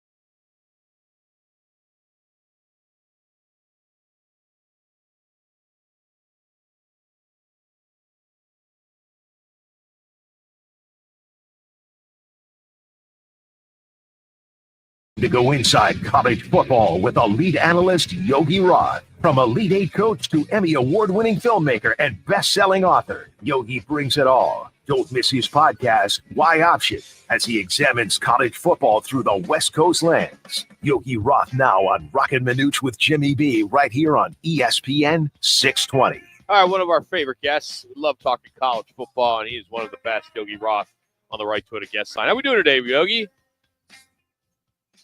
How are you? Good, man. Real good. We're just trying to figure out the news today with the possibility of the SEC and maybe taking the Big Ten with them to kind of break away from the NCAA. Can you see that happening, at least in college football? You know, I don't know, man. I mean, I've been reading the same articles you're reading. Yeah. I think we've seen narratives like this spin up from time to time as like, you know, positives. Like, you might as well just make it a 40-team league or a super league or 60 teams or whatever, 64 teams or whatever it is. So I don't know what'll happen with these two leagues. You know, I think talent-wise, roster-wise, you know, they've proven to be pretty elite, you know, when you look at the NFL draft and just the number of players drafted. And I think the vitriol kind of comes to that narrative around like, well, you're going to get a lot of teams in the playoff anyway. So why do you have to make it a guarantee? And so I don't know, man. I'm probably all over the place on this one of, will they pull away from the NCAA? I don't know. What is the NCAA doing currently? I don't know. Like, are they enforcing rules across the board? Not really. Like, is there chaos throughout the sport? 100%.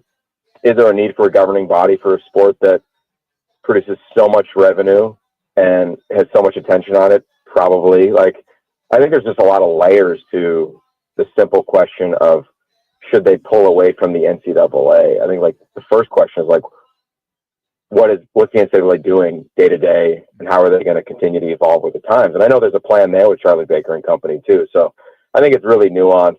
I don't know if that would really happen. And if it did, would it just happen in football? Like, so I don't know, man. I don't see it happening anytime in the immediate future. I think 2030 is going to be the next time where we'll see like real change. Yeah, I was just going to ask you that, Yogi, and if that would be the time frame. I mean, NCAA aside, just staying within a potential super conference or super conferences, it's like turning that Titanic around, right? How long would it take to even get that organized, to get those super conferences? It sounds like in your mind, at least a good 5 to 6, 7 years. Yeah, I think so. That's kind of what I presume to be the next change, which means that 2 years in advance of that, like, we'll start hearing about them. And the thing that, you know, really raised my eyebrows today was, is it going to be a 16-team playoff, a 5+11 model that's been floated around, which I think would be cool. I mean, here we are celebrating Mike Leach going into the Hall of Fame, or eligible for the Hall of Fame, and presumably going in. And wasn't his rant just one of the all-time greats where he was like, they got to figure it out at every other level? So if we could get to 16, to me, like, regardless of leagues and et cetera, like, everybody has a shot, right? And that means that somebody from the Pac-12 every year is going to find their way to the playoff. If you've got, you know, a 10-3 season or an 11-2 season, like, I think you'll find representation as potentially one of those at-large bids as what I think will be eventually the best group of 5 conference. So to me, that's what I hope happens. Like, on all the days, the day that we all talk about Leach, we might be talking about a 16-team playoff, and I hope that happens sooner or later. I'm with you on that. Let me just follow up, though, with what you said.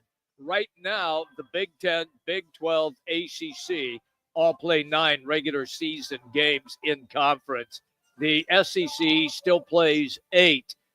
Are they going, in your estimation, I know the Big 10 yells about it. I know the Big 12 and the ACC all yell about it.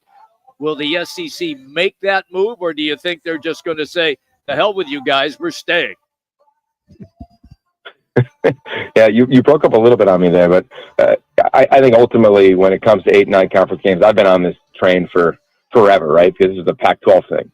Like, I thought there was an era, you know, 7 years ago, 5 years ago, the Pac-12 should have gone from 9 to 8, just because I thought it was such a disconnect when you looked at the parity of teams out west at the time and the lack of attention on those teams, and or the lack of coverage from, you know, major networks and major media outlets, just because of the time of the games, what have you.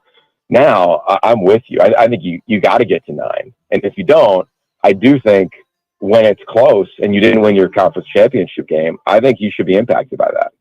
I really do. And I get maybe your non-conference game is against Clemson, right? If you're South Carolina. Okay. Well, who are the other two against? Especially the week 11 thing. To me, that's an element that I've said for many years is an embarrassing part of college football. It's an embarrassing week to me in the SEC when they basically get a bye week in advance of their rivalry game. And I also know the business side, as we all kind of learned about this in recent years, there's money to be made for that 9th conference game. So who's going to pay for that? And I don't know the landscape of the media partners within the SEC and how much they want to pay, ESPN, of course, being the sole one. But there's tremendous value there, too. So I'm sure there's some posturing here and there. But I don't think anybody thinks that they're not going to get to 9 because that's just the nature of the game. And even what Steve Sarkisian said earlier this week, I thought rung true, which is I think the era of seeing an undefeated champion is gone. You know, just too many games, the competition's too high, especially if you end up going to 9 conference games and maybe you make an agreement, Big Ten, SEC, if that ends up coming to fruition. Like, it's just going to be too hard it's too hard, I think, in a 12-game season to go undefeated, let alone now you're at, 16, 17 games. I just don't think it's going to happen. Well, and Yogi, to that point, what I think I kind of sort of hear you saying is it's a non-conference. If you got 2 teams that are 12-0 and you got 4 or 5 teams that end up winning their conference are 13-0, but they're 3 non-conference teams, how do you rank that? How's the committee going to look at that and do this whole RPI thing if 1 through 16 are your rankings?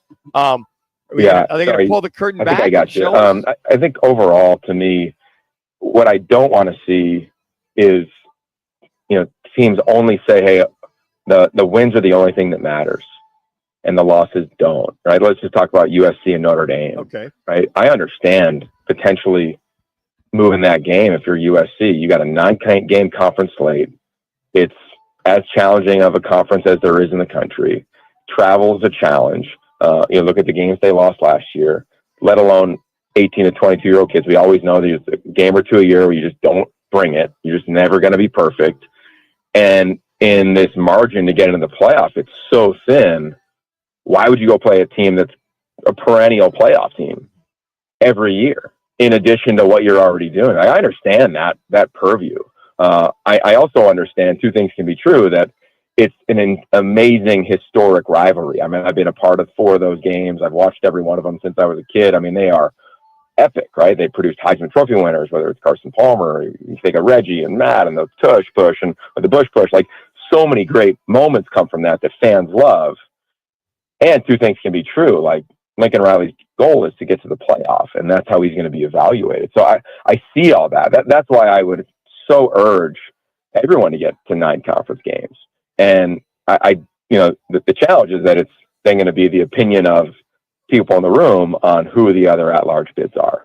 But that's the decision that we've all made in college football. And I still believe that the people in the room are as smart of a people as the game could put in the room to develop it. I have to believe in that. I don't want to be a pessimist on that. Could it be tweaked? Could it grow? For sure. But overall, like, Lincoln Riley and company are probably looking at this thing and say, what's the best way for us to get to the playoff? Just like we used to back in the day at the Pac-12. And then the answer would be, when people would ask me that, I'd say, go to 8 conference games. Who cares about the revenue? But there's so many factors in here. And that's why I think it's important to be super thoughtful when it comes to this. So I hope people don't just say, well, we got to just get to the most wins and then we'll get a shot. Like, because you're Indiana and your brand equity isn't as grand as Alabama's. Like, of course it's not. And it's never going to be. But you won your games. Are we going to get into the world where it's like, hey, give me 3 easy wins, get me as quickly as possible to 11 wins so I can get in that large berth? Like, I don't think that's going to be great for the game as we see the evolution of it as the playoff continues to grow. A couple more minutes with Yogi Roth here on ESPN 620 Phoenix. This is kind of a loaded one, but we're heading into an era of revenue sharing with the players. How do you think it's going to change the recruiting? It's going to change the internal the conversations that are going on inside the locker room. The players, the backups, maybe getting paid something, and then opposed to starter. Just like the overall stability. How do you think it's all going to fly with this? I think it's a challenge.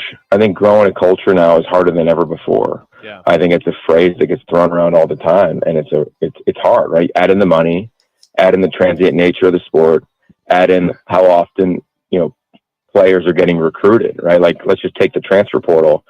You might get recruited for 2 days, and then you make a decision, and you're in. Like, it's not as though you've been courted for years, right? This isn't, our boy Tyler Shuck getting recruited at Oregon for a long time and then making his decision to go there because of his relationship with the staff at the time. And even then, it doesn't always work out. So I think the way to do it, and a lot of the GMs I've talked to, they said they're just really upfront with the players.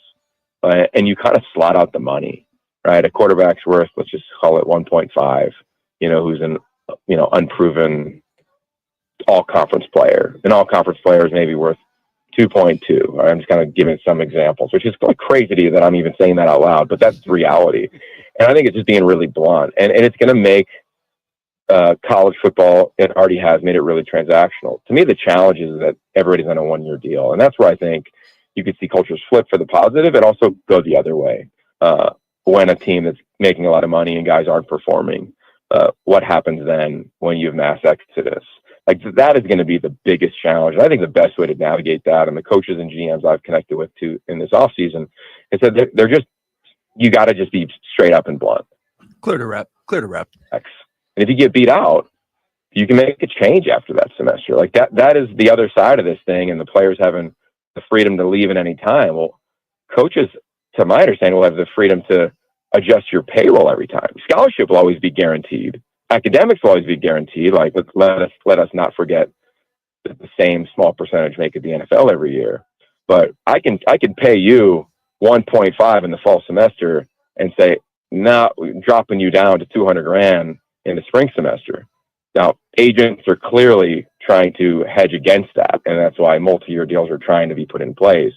But that's not always going to be the case, in my opinion. I think that we're going to get into this world, and rev share I think will help because there'll be a pseudo salary cap, and then you're going to have this governing body that's going to hopefully be able to navigate and manage what is real NIL versus what is postured NIL.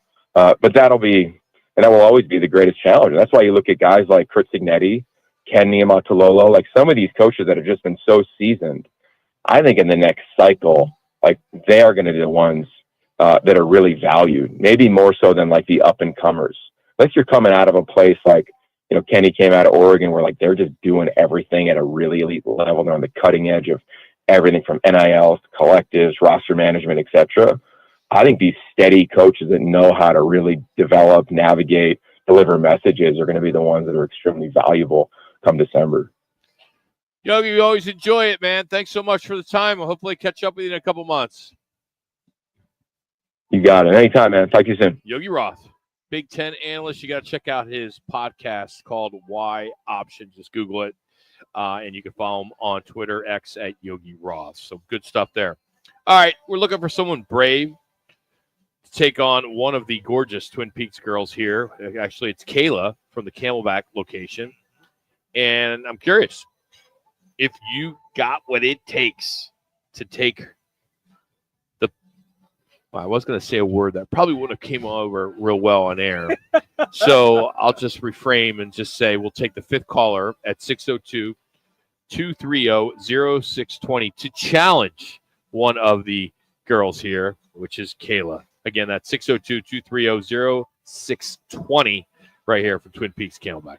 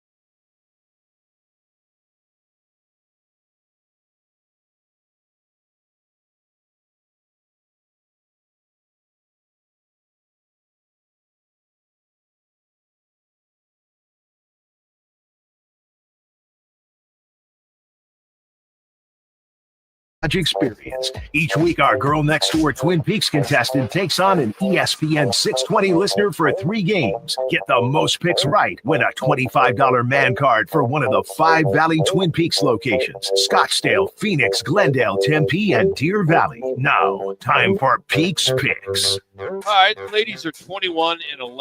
Last week, Caroline won from Camelback Twin Peaks. We're back here again this week. Kayla is joining us today. Take good care of us, and she's going to be competing against James in Phoenix. All right, Kayla, where are you from originally? I am from North Carolina, Fayetteville to be exact. Where in North Carolina? Fayetteville. Fayetteville. Yes. I'm sorry, I have a little accent. Little? Yeah, you sound like Jimmy. Yeah. North Carolina. How far is that from my family lives in Charlotte? That's about 2.5 hours. Yeah. Okay. Yeah. All right. Beautiful state. Mhm. Beautiful state. Beautiful. Great I place miss to it. be from, right? Yes. How long you been out here? I've been about out here it'll be a year in July. All right, so you got another few years before your accent goes away. Yeah. Right? So you have to I hope it doesn't, honestly. Don't work on it. No, it sounds great. So are you a sports fan at all? Or? I actually am. I Okay. really am. Which sports do you like? Football. Okay, who's your Football all football the way. team out there? Commanders. We got it this year. We Really? almost had it last year. We got it this year. I'm putting it out there. I'm just saying. I love it. I love it. All right, so we have 3 games. We do this every week, and they're going to compete against James and Phoenix. So we're going to do Pacers at the Knicks tonight, and then Oilers Stars, that's NHL, and then we'll do some D-backs, the Nationals and the D-backs tomorrow. So with the first one being the Pacers at the Knicks. Who do you like in this game? I'm going to do the Knicks. Go with the Knicks. All right. Connor, what's James going with? James is taking Phoenix. Taking Phoenix? Okay. Who Nope, else I is he was taking? looking at something else there. He's not taking Phoenix. No, I asked him for the Phoenix or the Knicks, and he said, "What?" And I'm like, "Yeah, you got me there." He's going with the Pacers to close it out. I mean, he's from Phoenix, so I get it where you made the mistake. It's no problem. All right, Kayla. So the Oilers at the start of the NHL, if the Oilers win tonight, they close it out and they move on to the Stanley Cup. Who do you got? Either Oilers or Dallas. Dallas must win tonight. So who you got? I got the Stars. Okay, tell me they're going to win. So they're going to take one home tonight, right? Yeah, I hope so. All right. What's James got there, Connor? He's got Edmonton moving on. All right, Kayla, let's go then to the Friday night game tomorrow night. Baseball, the Washington Nationals at the Arizona Diamondbacks. I need a winner and a score in the game. All righty. Well, I'm going with the D-backs, of course, and I'm going to do 5-3. 5-3 D-backs. What do you got back at the studio, Connor? Yeah, James wasn't too optimistic. He went with the Nationals winning that game 7-0. Okay. Shut Another shutout. All right, Kayla, when are you normally here? When are you working? When can people say hi? Honestly, the weekends is when I'm here the most, honestly, but I'm here during the week. I'm not only a server, but I'll be hosting as well. So you can meet me at the door. Yeah, okay. And happy hour starts in about 7 minutes. Tell us what's going on for happy hour. All righty. For happy hour, of course, like you said, it does start. It's 3 p.m. to 6 p.m. We got $2 off our well cocktails, all draft beers, $2 off our appetizers, including chicken tenders, chipotle queso with chips and fried pickles, and $4.50 cheap shots. Cheap shots. I love it. I love it. Kayla, great job. Appreciate you. Welcome to the Valley. Hopefully you'll stay here a long time. So we appreciate you. Did a good job. So thank you. So Kayla from the Camelback location with her picks. So she is going Knicks, Stars. 3 minutes. 3 minutes. Got the D-back. Fayetteville, North Carolina. There you go. I like Fayetteville. it. Hey, can I amend something that I said earlier when I talked about we'll save it. when I talked about Gordy Lockbaum? All right. I made the mistake. I reset confused it. that. Okay, I confused Gordy Lockbaum with Rusty LaRue at Wake Forest. Rusty LaRue was an All-American quarterback, All-American basketball player, All-American pitcher at Wake Forest, later played in the NBA as a point guard. So let me ask you. I'm sorry I did that. It's all right. By you telling us that, does that make us any smarter today? Probably. So how does it help us? How does it gives you- influence our day? Well, here at Twin Peaks, if you were sitting at the refreshment stand bar, you could use that and probably win some money. Okay, so that'd be like a "Did you know?" That would be, Yeah. Okay, 2 minutes. 2 minutes. Name me the player who was All-American in 3 sports in college. Now, this is more relevant. This is starting to be more relevant. Jimmy B's correct, but he did not only play just football and basketball. He also played baseball. I said that, baseball, too. Yeah, He was threw a all pitcher. 3 in there. Yeah, he was a pitcher. He Googled it during the break. Yeah, he wanted to. How the hell do you get a guy from Holy Cross in Wake Forest mixed up? Because Rock mentioned Holy Cross and Gordy Lockbaum popped into my brain when he said that. So that's why I was trying to amend it. I was incorrect. However, Gordy Lockbaum was in the conversation for the Heisman Trophy in that era from Holy Cross. Well, yeah, because I told you that. No, I knew that. No, I told you that knew last that. segment. No, well, I know, but I knew that. The listeners didn't know that, but I did. I'm glad you let everybody I know. clarified. I just wanted to clarify. With that that's all. useless information, you just clarified. Once again, Jimmy. that's why I'm here. All right, so I got now. This is a better one. Okay. 1 You're minute. gonna use at your refreshment stand. This was asked to me last night. Okay. What is the fastest recorded pitch in NCAA softball history? It was done by somebody from Tennessee, and it was done most recently a few days ago. Man, I'll say 80 miles an hour. You're real close. I'm going to say 30 83. seconds. 79.4. Wow. That's bringing by it. Carolyn Pickens. Wow. Tennessee. She did it against Nebraska in the Super Regional. See, you don't get this kind of information listening. Well, to is that one better? No, that's good. Yeah, That's you can't even spell those guys you're talking 10 about. seconds. Well, what Rock did was so apropos Hey. since they have the tournament going on now, Jimmy. I know. You're gonna hear from Terry Bradshaw next.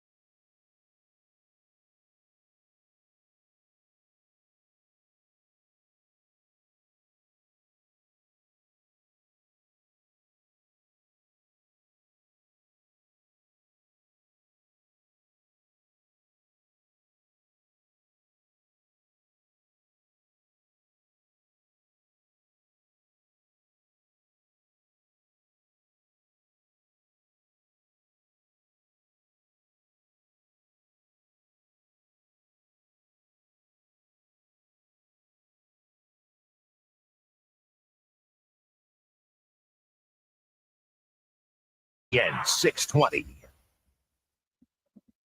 And now, an on-air sports marketing presentation.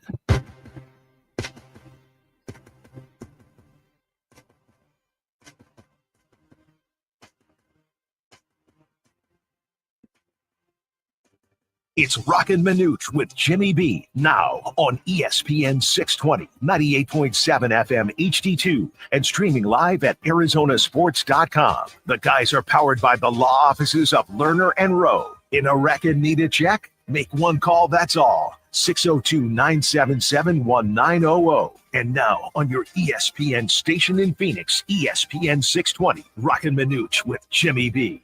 All right, D-backs, they limp into an off day. Can they stop the bleeding against the Nationals? Kyler's cooking at the OTAs, and Marvin Harrison Jr. is already turning heads, which is good. And the Thunder blitz the T-Wolves, and they are now finals bound. Coming up this hour, we will talk some Cardinal football with Howard Balzer. He will join us at about 3:30, so looking forward to catching up with Howard, getting an update on the Arizona Cardinals. We will also play some sound of Terry Bradshaw, who did not hold back as he basically torched Aaron Rodgers. So if you haven't heard that sound, we will bring that to you as well. But we start with the D-backs as they're off today. That's a good thing. They can't lose, but they have not been playing playing well at all, as they've lost 8 of their last 11. And the 10-1 defeat yesterday was not good, but they are now under 500. And there's so many pieces to kind of dissect here. You talked Zach Gallen first. He was unable to kind of stop anything there. He allowed 5 runs, earned 5 innings. His ERA is already at 5.54 per season. Right now he's 5.54 is his ERA. Excuse me. And here he is struggling in a contract year. So we talked about this hour number 1 and a little bit yesterday, that is he on the trade block? Absolutely. I wouldn't even think twice. You really think the Diamondbacks have the money to pay him next year after what they paid Corbin Burns? Well, I think a couple things here. They'd figure out a way if he really comes on. You got to remember now, here we are at the end of May, beginning of June. And if he remember last year, he caught fire the last 4 games. Pitched very well. Right. Okay. Seasons what? How many? But Rock, they missed on the wild card by 1 game. So they hung in there with him. So if he can, it's what you've done for me lately. No, I get that. But I mean, if they feel that there's anybody out there, the only thing I could think of, here's a couple things here. He's struggling. Erod's struggling. Erod's still on the inactive. What do you expect from Erod? Did you really think he was going to be a superstar? No, I got nothing from that guy. I don't either. But when he got here, everybody thought that he was the second coming, right? You did. Well, I didn't think he was. Well, you just said it. I didn't hear. Did you say that? I never said it. I thought he was a throw-in. I think that one of the things that when they brought him over and they made the move to go get him, number one, him not playing the first month and a half of the season last year hurt him. So he's never really caught traction. So my thought process is okay, Ryan Nelson is really pitching well. So if you're to move Erod to the bullpen, and then if you're going to move Zach Gallen, who fills that spot? Does Erod fall back into that spot for Zach Gallen and he's not pitching that well? No. I mean, Erod? No. So, so if you eliminate, if you send one starter to the bullpen and you trade another, you've got Kelly and you got Burns and Ryan Nelson. There's your 3. Who do you backfill with? You just can't throw the baby out with the batwater. Yeah, you can. If, to Rock's point, if indeed Gallen continues to struggle and we get to the trading deadline, you could probably swap him for at least another pitcher and give yourself a different look. Look, maybe Zach Gallen just needs a change of scenery. New York. I'm just saying that. So Yankees, Mets. Okay, hold on. Are you going to swap him for another starter? Yeah.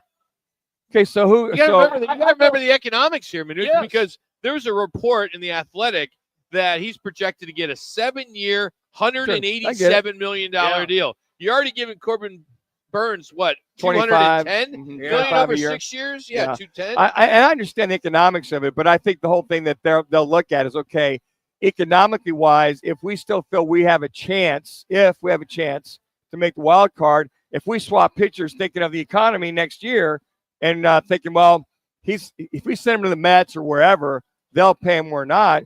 you got to still think about your chance to make the playoffs. All right, but They're not worried about next year's economy, at least at this point. They're thinking about trying to make a wild card right now. Okay, let's just be honest. Do you really think they're going to make the wild card this year? I don't. Okay, I don't. All right, so you're the general manager, and your job is to make sure this team has some stability, and you got to look till next year. If this year is already done and you're not going to make the playoffs, and you have a guy that's going to go in the free agent market, why wouldn't you want to get something for him now? I understand that. I get it. The Mets, the Yankees, they got good farm systems. There's some guys they can get in there. Yep. They're not. It's more, I think, on the side of they're not going to be able to pay him what he wants. Well, I think that's probably it, but I think they're going to give it some time. I think at least up until the All-Star break, till the trade deadline, that's what we if said. they're going to do. Well, I'm not saying doing it now. I'm saying right at the trade deadline because that's when people are moving and shaking. But if all of a sudden the next month until the All-Star break, he wins 4 out of 5 games like he did last year. He's 3-7. Okay, I know he is, but I'm just saying. But remember, last year he started off slow. And he went 5-1 during a 6-game stretch. So he's walking over 4 batters per 9. Yes, it's the worst in Major League Baseball. Yeah, I get it. I love the guy. He is one of my favorite players on this team. He's a Philly guy. I'm just looking at the future of this Diamondback team, and I'm not looking 3 years down the road. I'm looking for next year. How do you compete in this division when we know the Dodgers are going to be there? I'm pretty sure the Padres are going to be there. Yep. And then let's. You want to toss in the Giants? Toss in the Giants. I think that if I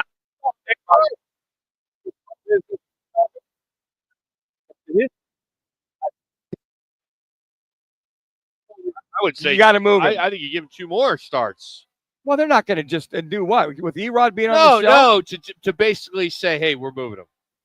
Well, to have the mindset, you're not going to let anybody know you're moving him. Yeah. But again, there are going to be people coming after him. He's a great pitcher. He's got a strong track record. Well, the other struggle is you talk about his record is the amount of pitches he's been throwing on his outings. I mean, he was up to 90, 94 after just 6 innings. That's been a struggle. 5 innings. 5 innings. So I know where you're going down that road, but I mean, if you can get somebody of like kind that's performing better, and to your point, pick up a contract that's user friendly, and you can backfill. Hopefully, your bullpen picks up. I could see that happening eventually.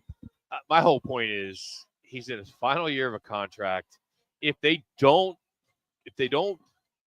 do a deal at the trade deadline, they're going to sit there and stuck say, with it. Why didn't we trade him for? I could see that. Get a rosin bag. Get something. Bag of balls. Because you're going to get nothing for him. He is going to go somewhere. He is that good of a pitcher. Yep. Yep. I just don't think the economics for the Diamondbacks is there.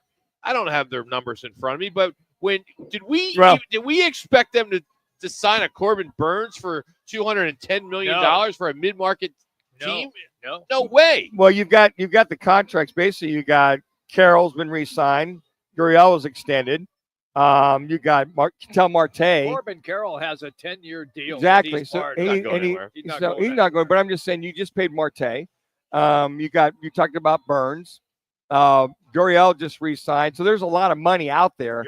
Suarez is making big bucks right now. You're paying a pitcher right now. Jordan Montgomery's getting 22.5. Oh, by the way, and he's not even on the roster. Connor. Just wanted to get this over to you guys while we're on the topic here, Kevin Ginkel. This is coming down the pipe right now from John Gambadaro. He is saying that Brigham is going to be brought up and Kevin Ginkel is going to to be dropped down. Okay. Yeah, we just makes sense. Ginkel needs to get his head right. Yeah. After the last 2 outings, especially. But I'm looking at, Corbin is $35 million a year. Mm-hmm. Jordan is second with $22.5 million. Marte is 19. Eddie Rodriguez is 20. You get rid of him. Josh Naylor is 11. Zach is 13.5. Corbin is 13. Yeah. Suarez is 15. And Perdomo is 11.25. So there's some money out there that if you're going to save, I get what you're saying, Rock, and it might be if they can't save him this year, somebody else can. But with him knowing you may have to pay him $20-25 a year, number one, he won't be worth it. Number two, somebody would pay him with that. I think it'd be worth it. I do, but I just don't think the Diamondbacks can afford it. I think he makes sense as a number 2 for the Yankees, or the Mets, or whomever. Well, that's what I'm saying. Not getting younger. Yeah, that's what I'm saying. He'd be number 4 for the Dodgers. Or 5. That's what I'm saying. It wouldn't be worth it for the Diamondbacks to pay him that kind of money. That's what we're discussing. Somebody else will. You know what? God, this team went from one of the top rotations in Of all paper. of Major League Baseball to right now, they're one of the worst. Got a guy injured. Their ERA is up. Corbin Burns, yeah, he's finally pitching well, but he's struggling to win games. So really, right now, the best pitcher is Ryan Nelson and Brandon Pfaadt are the two best pitchers. If you look at it. Young Decision by Mike Hazen to move him at the trade deadline. and that might happen. I just think you can't get where can you get more value? And Don't we hate when that happens where they keep a guy and then he you flees. get nothing. You get he nothing. goes somewhere else. Yep. We saw that with how many different pitchers for the Diamondbacks over the years? Not that many. Oh, who was it? Max? Who was it? The went to Scherzer, Max Scherzer. And there's been a few others that have moved on. But you know what? It's you get to that trade deadline and you evaluate. Do they have the manpower? Do they have the pitching? Right now, they don't have the pitching or bullpen. I just don't think the Diamondbacks don't have the flexibility financially to be able to give him a long-term deal because Zach Gallen's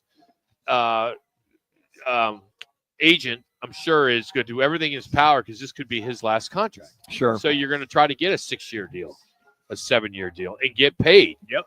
And with these recent struggles, I just can't justify it. 4 straight starts without a win. It just seems like he's really declining. He's pitching. Clear to wrap. When you're ready, clear to wrap. As you said, Manuch. Yeah, he does. I hate it. It's like when your star player, you don't want to see him go. Yeah. But I also want to, they may have put themselves in this situation by signing Corbin Burns with that money that they did. But Corbin Burns is pitching well. Yeah, and I think what the Diamondbacks are hoping, because you think about how well he pitched in the World Series, that being Zach Gallen, and you think about how well he pitched toward the end of last year. I know, but they're probably thinking, well, can he recapture that magic he had? Is it mechanics? Is it something that's broke and we can't fix it? So there's all that minutia that goes into whether you're going to trade a starter one way or the other. Rock's point was, what have you done for me lately? And that is what pro sports is about. Okay, but with Manuch, he's looking ahead and seeing who they're playing right. in 6 weeks. It's the Diamondbacks schedule. It's clear the third of the always season. looking ahead. Dang right, man. Like they play June 18th. I know June 12th. I think it's San Diego's. In they got to make hay while they can because it ain't gonna get any easier. Well, they didn't coming make up any hay against Pittsburgh. Wow. Terry Bradshaw did not hold back. The Hall of Famer just torched Aaron Rodgers when asked about him possibly playing for the Steelers. Let's just say it involved California, tree bark, and the whispering of the gods. You're going to hear this one next. It's Roc and Manuch with Jimmy B. Craving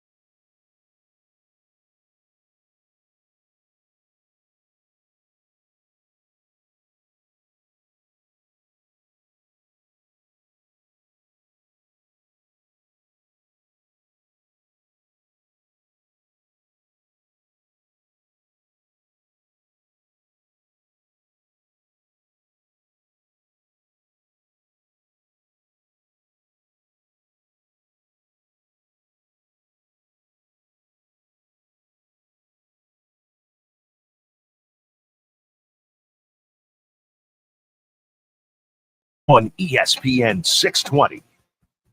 All right, Terry Bradshaw has some thoughts about Aaron Rodgers and him potentially playing and signing with the Pittsburgh Steelers, and they're all bad.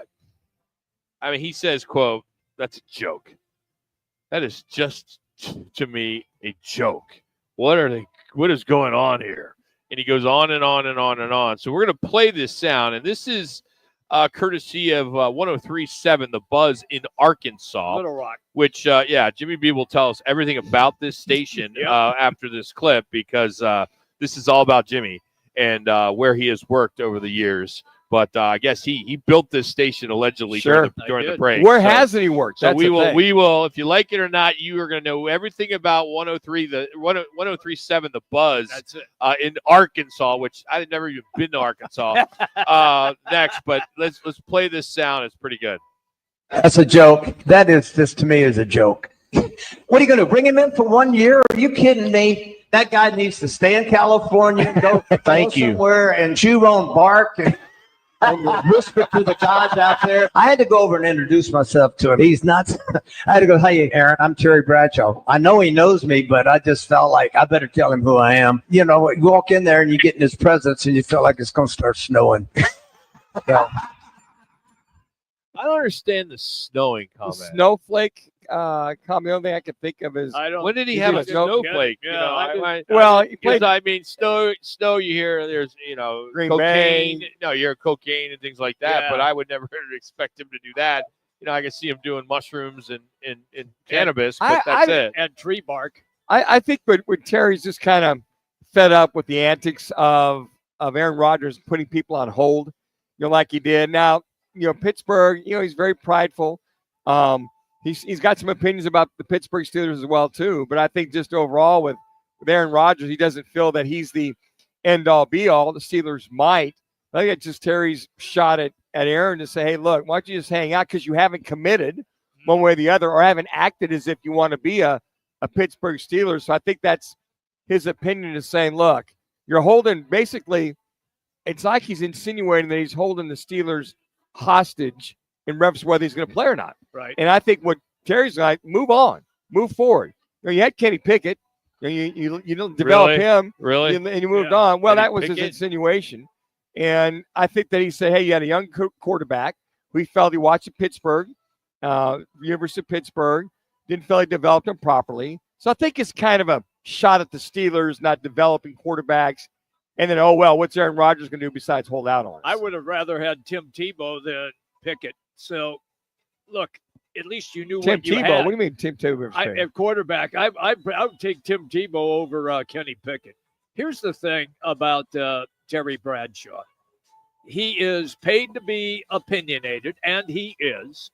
Manuch, you are correct about how he feels about the Steelers, but he has taken shots at them for their ineptness in the playoffs in recent years. Especially offensively. But is he old school thinking that they should have drafted a quarterback, traded for a quarterback that would be there long term instead of opting to get a guy? Because the thing he said, he's only going to be there 1 year. Well, Right. That's all you want him. Well, that's is for 1 year. That's what he bemoaned the fact about them drafting Pickett 2 years ago. Yeah. So he felt that he had the ability to play, but he felt the Steelers didn't build around him in order to allow him to develop. And here they are. I didn't hear him say that. Yeah, he did. He went on to say that in his comments. So you listened to 103.7 The Buzz? No, I did. I just watched. I just read all the comments he continued on in reference to about Kenny Pickett not developing him, in reference to the Steelers organization needs to develop somebody. But I think the whole insinuation was, they're waiting on Rodgers, and here's Terry Bradshaw going, how long are you going to wait? And then, hey, Aaron, you got this team. Are you going to play or not going to play? And I think he's just kind of fed up with non-committal from Rodgers now. Yeah. All right, if you're just going to hang out, then go eat the tree bark or smoke whatever it is. I think he's just a little disgruntled with the organization. And then the Steelers are allowing Aaron Rodgers to kind of dictate this whole thing. When he's basically said, you had a guy, right, you're not developing. You brought Russell Wilson in for a year. Where'd that go? You let your top receiver go. Where you at now? Now you're trying to trade for a tight end with the Miami Dolphins to have an semblance of some kind of a passing game. Well, they did bring in DK Metcalf. Okay, got DK. Then what do you got? So now they're trying to get a tight end. They are in Miami. So I think Terry's just frustrated with the Steelers' lack of offense or lack of trying to develop with what they're doing. But he thinks Rodgers is the last thing because he thinks he's holding him for hostage. You still think Rodgers can play, though? Yeah, he can. I think he can. Sure. Okay. Sure. But I think for a lot of fans, a lot of folks out there, they're like, Aaron, what are you waiting for? You know, I know you got some personal issues to deal with, he's mentioned that. He has. And you got to respect that. So if he's going to be the guy, I think they'd like to see him sooner rather than later. I think Terry's just kind of taking a shot at this whole thing. Yeah. Because he doesn't want to see this storied franchise hung out to dry with one guy. So that's just his opinion of, Aaron, just stay where you're at and let us take care of business. In your estimation right now, do you think Rodgers is playing or not? You know, if you had to choose. I think he does. I think he will. Okay. Yeah, I think because he's been working out. Oh, he's he been has throwing. Yeah. He doesn't need to be at OTAs. He doesn't need to be there, but I think what fans want to see is a commitment early on to put that at rest. That's what they want to see. Let's ask people here at Twin Peaks. And let's ask if they care if their quarterback is at OTAs. I think a lot of them You do because you're a football coach. Yeah. You're a former NFL quarterback. But a fan doesn't give a Wait a second. what. You want they your- want him to be there the first game of the year and not be hurt and ready to go. Here's the thing. Fans want to see their starting quarterback as part of the team, as part of Carmine. Baker Mayfield's not in Tampa right now. No, he's Just wanted not. to let you know that. Yeah. Okay. Oh, my gosh. No, I just, as a fan growing up, I want all my guys there to be on the same page if there's any nuances one way or the other. Now, But you look at the game totally different because you really do. played it Because- and you were a QB. well, and there's guys that need to be there, like a Kyler Murray, who's at the OTAs and mini 6 camp. years 3 minutes, in 3 the minutes. league. Yeah, Yeah. and I get It's it. embarrassing. It is. I know he needs to be there because this is a make or break year for We Kyler said Murray. that last year. Well, I think this is it. Third year with this staff. That part I agree. But Yeah. this whole, I will say fans are tired of him. Oh, absolutely. Even the diehard Cardinal fans are Yeah. like, all right, we're going to see this again. Yeah. All right, first of all, they haven't got any help from Marvin Harrison on the other side. Yeah, they haven't. I mean, who are these going to throw to? I mean, is it going to be all dink and dunks with the tight ends and the running backs? And going into your 7th year for starting quarterback for how many years? You've been to one playoff game and lost it. Lost big. Well, it's the Cardinals still. I mean, it's not like you Yeah, put but- them on an organization Oh, that's okay. in the playoffs a lot. I mean, how many times has this team been in the 2 playoffs minutes. since their inception? So fair enough. You count on your hands, right? So if they miss again, then I think you put the general manager, the coach, and a new quarterback, put all of them on notice. I think this is one of those years that I feel the Cardinals, with this new organization, Yeah. 3rd year in, all the moves that they've got, I feel it's wild card or bust, playoffs or bust.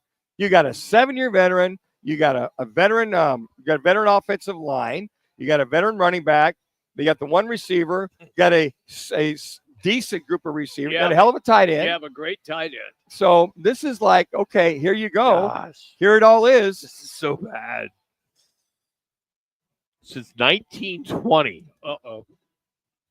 How many times, and I was wrong what I said earlier, how many times have the Cardinals been in the playoffs? It's 1920. 1, 2, 3. I'm going to say 15. I'm going to try to think how many they made. Are you going to go how many St. years? Louis. I mean, seasons, or are you going to tell me how many games? Oh, well, I think they've been to the playoffs 20. Oh, man, that's interesting because I got to remember those So we're going back mid-70s. 1920s, and you remember the Cardinals were They were the in the Chicago NFC Cardinals. East. They were Well, it was Cardinals. Chicago Cardinals from 20 to 59. Yep. Then St. Louis from 60 to 87, and Yep. then of course now 88 to now. Okay, so the Chicago Cardinals went. They went 47. They went in the mid-70s. They did. I think that when Neil Lomax, they went to one when they were in St. Louis. Yeah, they won there. Man. But they had not gone. They were here in 88. They went when Jim Hart was the quarterback. So I'm going to say a total of, 20 games since the 1920. 20 games total. I'm going to go 25. 17 playoff games, Wow. 7 wins, 10 losses. Wow. Obviously, the big one would be the NFC Championships in 1925 and 1947. Right. The NFC Championship in 2008, and of course the Super Bowl. Clear to toss. there in Clear to toss. 2009. So they got division titles in 74, 75, 2008, 2009, and 2015. Wow. 17 playoff games since 1920. And remember, if you are like a restaurant owner or or you're a businessman, how do you stay in business? I don't know. That's because you remember they got Thanks here to TV. They got here in '88. They hadn't gone to a playoff game until 1998. Yeah. So think about that. 11 years come and gone. Wow. Yeah, the track record's not They there. were like, I knew they hadn't been there much, but 17 games, yeah. 11 years. Oh my goodness. All right, we'll talk more Cardinals, find out more about Kyler Murray, some of the other NFL headlines as Howard Balzer from SiriusXM NFL Radio and Cards Wire. He's going to join us next. But here's Jax with the latest Twin Peaks ESPN 620 update.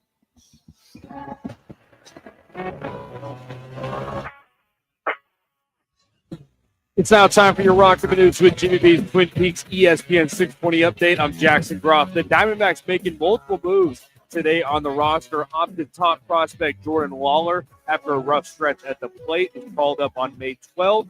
And they're also bringing up Jeff Brigham, the 33-year-old reliever with previous stints on the Mets and Marlins. He looks to bolster a struggling bullpen, and they will also bring down 30 Torino seconds. AAA Kevin Ginkel. Switching to college football, the Big 12 has finalized national TV games for both ASU and U of A. The ASU-U of A rivalry game will be a Friday night game on Fox, which will be streamed on all Fox Sports platforms, as well as the Texas State-Arizona 15. State game will be on TNT. The countdown to Miss Twin Peaks 2025 is on. Get your voting in and vote for your local Arizona Twin Peaks girls. Twin Peaks, eats, drinks, scenic views.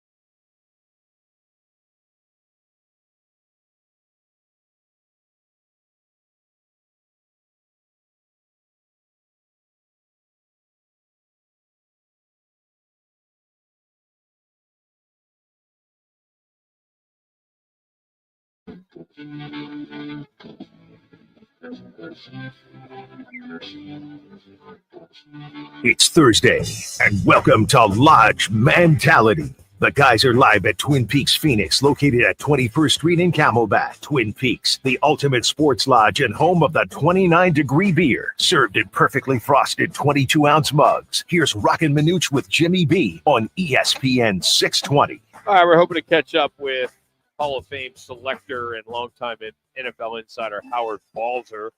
Talk about some OTAs, and seems like from a lot of reports, some raves, some people really up on what they're seeing with Marvin Harrison Jr. Scott Howard and Kyler Murray. He was not at OTAs. And he's just trying to get a handle on OTAs are just worthless. A lot of mental work, not a lot of. Is that what it is? It's all mental stuff. The mini camps next week will be a lot of work going on. When reporters and beat writers don't even go, I mean, it's like, who wants to go to an OTA, right? Howard Balzer, what's going on, buddy? How are you? Hey, come on, guys in helmets. Yeah, I mean, even mini camp, that's all that is. But it is a time. The one important aspect of it is when especially when you have new players and all those guys, but you're running through the stuff that you've worked on in the classroom, and you want to just essentially make sure that guys are doing what they're supposed to, and following their assignments and being where they're supposed to be. And of course, this team now in its third year under the same systems, returning guys should pretty much know what they're doing, even though there is some tweaks to year, but they're definitely, as I've seen over the years, there's definitely a lot of overreaction to these things. What I love is when you'll see, reports whatever team it's from, and someone talks about, whoever the quarterback was, he completed 20 of 23 passes, and I'm going, so what? I mean, you're basically playing on air. I mean, there's no pass rush or any of those things, but there are things to be gained from it. And so, the Cardinals are, this is their first week of OTAs. And I think one thing that's difficult too, guys, is when it gets reported, well, this player wasn't there and this player wasn't there and, all those things. But what a lot of people don't realize is that only one of every 3 OTA practices are open to the media. One of every 3. So you might end up being there on a day where player X and player Y isn't there, but they might be there the other day. But you don't know that because you're not there. And so I've always thought it's somewhat unfair to be reporting on who's there and isn't. Although when you're talking about guys coming back from injuries, then that's one thing you want to watch, because the teams don't tell us much. And I know Jonathan Gannon was asked yesterday specifically about B.J. Ojulari and Jonah Williams, and there's other guys coming back from injuries too. And then it turned out Ojulari wasn't out there. Jonah Williams was on the side, and Bilal Nichols wasn't there also. So those things can be telling at times, but you still don't know where those players are in their rehabs from the injuries that were affecting them at the end of last season. Yeah, Howard, there was a national talk show host that used up most of his time on the air today to anoint Shedeur Sanders as the starter for the Cleveland Browns because of the OTAs today. He was 7 of 9, 3 touchdowns, no interceptions. Dylan Gabriel was 11 of 16, 2 touchdowns, 1 interception. Joe Flacco was 9 of 14 and 1 touchdown, and Kenny Pickett was 9 of 16, no touchdowns. So with that being said, Shedeur Sanders is now the new starter for the Cleveland Browns starting in September. So people are talking about it. I know, and I'm sure that guy, definitely specified who the players, were on the field on defense on those plays. Yeah. Right. Who should, what unit was Shedeur Sanders going against, and the other guys. I mean, it's such, what can I say? But it's like that always, year after year. I see things reported, and I shake my head. You guys will get a kick out of this one, though. There's one thing that drives me crazy, And it's not just about OTAs. It's just about the words that are used. And every time I just go, what is going on here? Every time, I shouldn't say every time, but so many times when someone refers to a second-year player in the NFL, they call them a sophomore. Wow. And I'm saying, what? Are rookies called freshmen, right? Are third-year NFL players called juniors? Of course not. But for some reason, it latches on. You see second-year players being referred to as sophomores. Well, yeah, you always get the sophomore jinx. That's the second year. Well, maybe that's it. I don't know. But, that's a college term. Yeah. It's a college term. That's just a little pet peeve of mine. So as I digress for a moment. Doesn't it seem like Jonathan Gannon and Monty Austin want to just gather the troops? And I think you alluded to this, Howard, just to make sure everybody's on just there, because it's all voluntary. Wink, right. wink. As far as just getting them, just starting to get their minds right. And then the mini camp's the next step as far as like practicing a little more intensely, and then another mini camp before they break for the summer. Is it just more or less just getting guys in and just kind of get their mind right, get them situated for the camp? No question about it. That's what a big part of the off season is.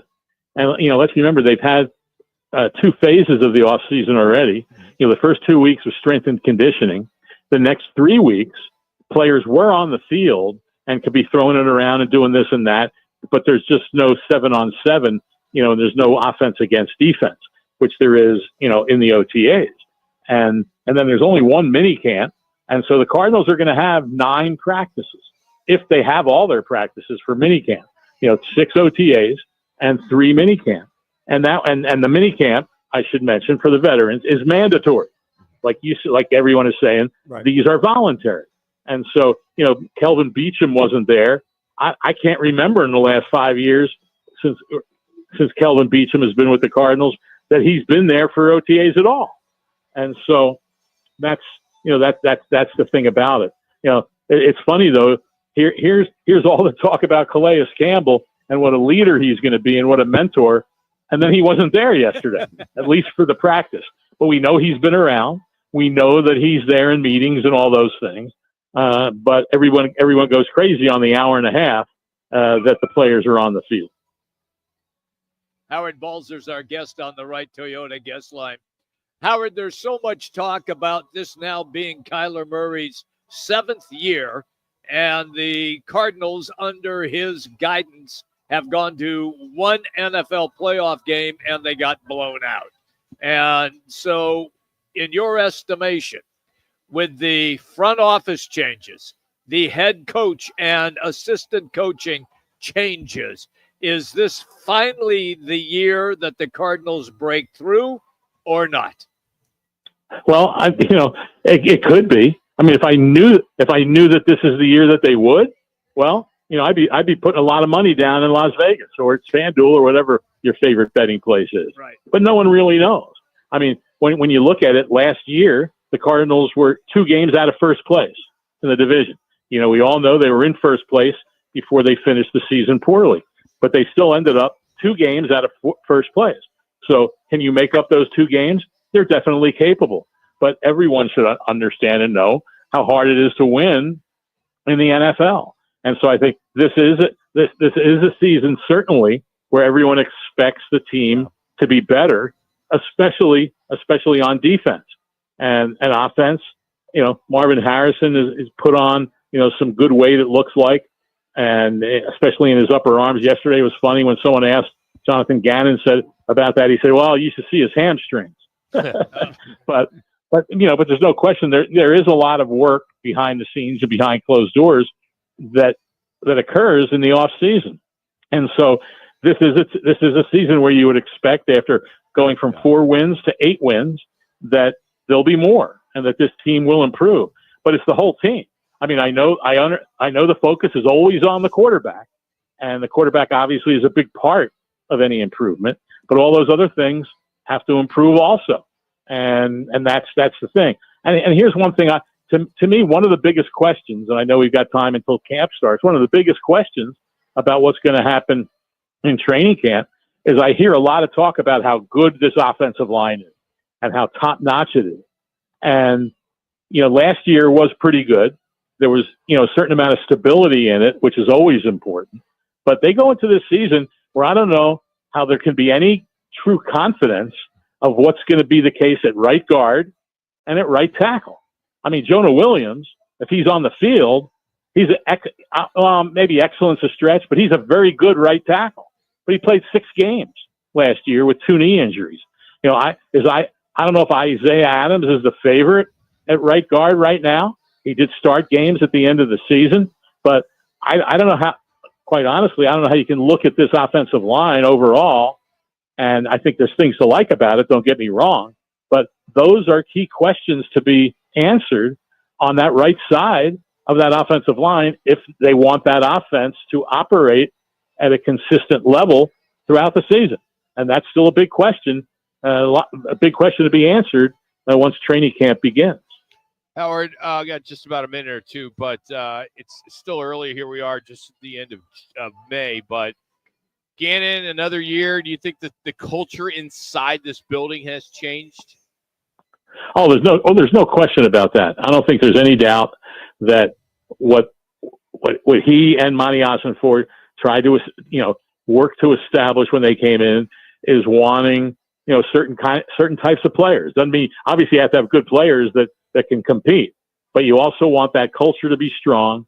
You hear Gannon say it all the time about team first, and all those things. And that's what you want in your guys. And you can see it especially in the players they draft, when they're drafting team captains, and they're drafting, guys from, successful, college programs. You can see that those are the type of players that they're looking for. So I think in that level, they have been successful, no doubt about it.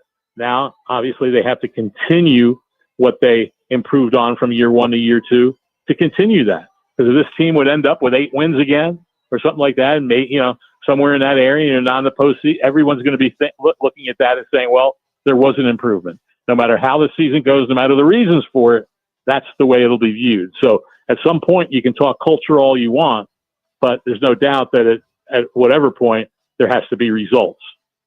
Hey, just real quick before I let you go, what was if you found out, Sean Murphy-Bunting situation, if you're aware of that? Well, it was a knee injury. He did have surgery, and it knocked him out for the whole season, so it must have been a pretty serious knee injury because they didn't have to put him on reserve right away. They could have held him on the roster. And it's not like you need the roster spot that much when you have 91 guys on your roster. They could have held him till the season started and see where he is in rehab and then decide whether to put him on the list then at the cut to 53. We don't know how it happened. I know I'm sure that'll eventually come out, but obviously it must have been a serious injury for them to put him on that reserve list in May and put him down for the entire. Clear to wrap. Howard, thank you as always, buddy. Appreciate you. All right, guys, take care. Hey, you can follow Howard on X at hbalzer721, and you can listen to him on SiriusXM NFL Radio. And he is brought to you today by All City Towing. They, of course, are the largest towing company in the state, and it is a place where your career can get a serious boost. They are hiring dispatchers, lot attendants, drivers, call takers, customer service pros. You can enjoy set schedules, top-tier towing equipment, the health benefits, the 401k with a healthy employer match, paid life insurance, even a monthly fuel allowance. I mean, we do that here at Roc and Manuch and Jimmy B. And I love but all that other stuff we don't. Sound good? Take the next step. Visit allcitytowing.com. All City Towing, where your future is on the move. We got our Learning Row one call. That's all. It'll be the skipper, Lovello. We'll hear from him next, and we'll tell you what's on tap for tonight as the Pacers and Knicks will be going at it for Game 5. It's Roc and Manuch with Jimmy B, ESPN 620.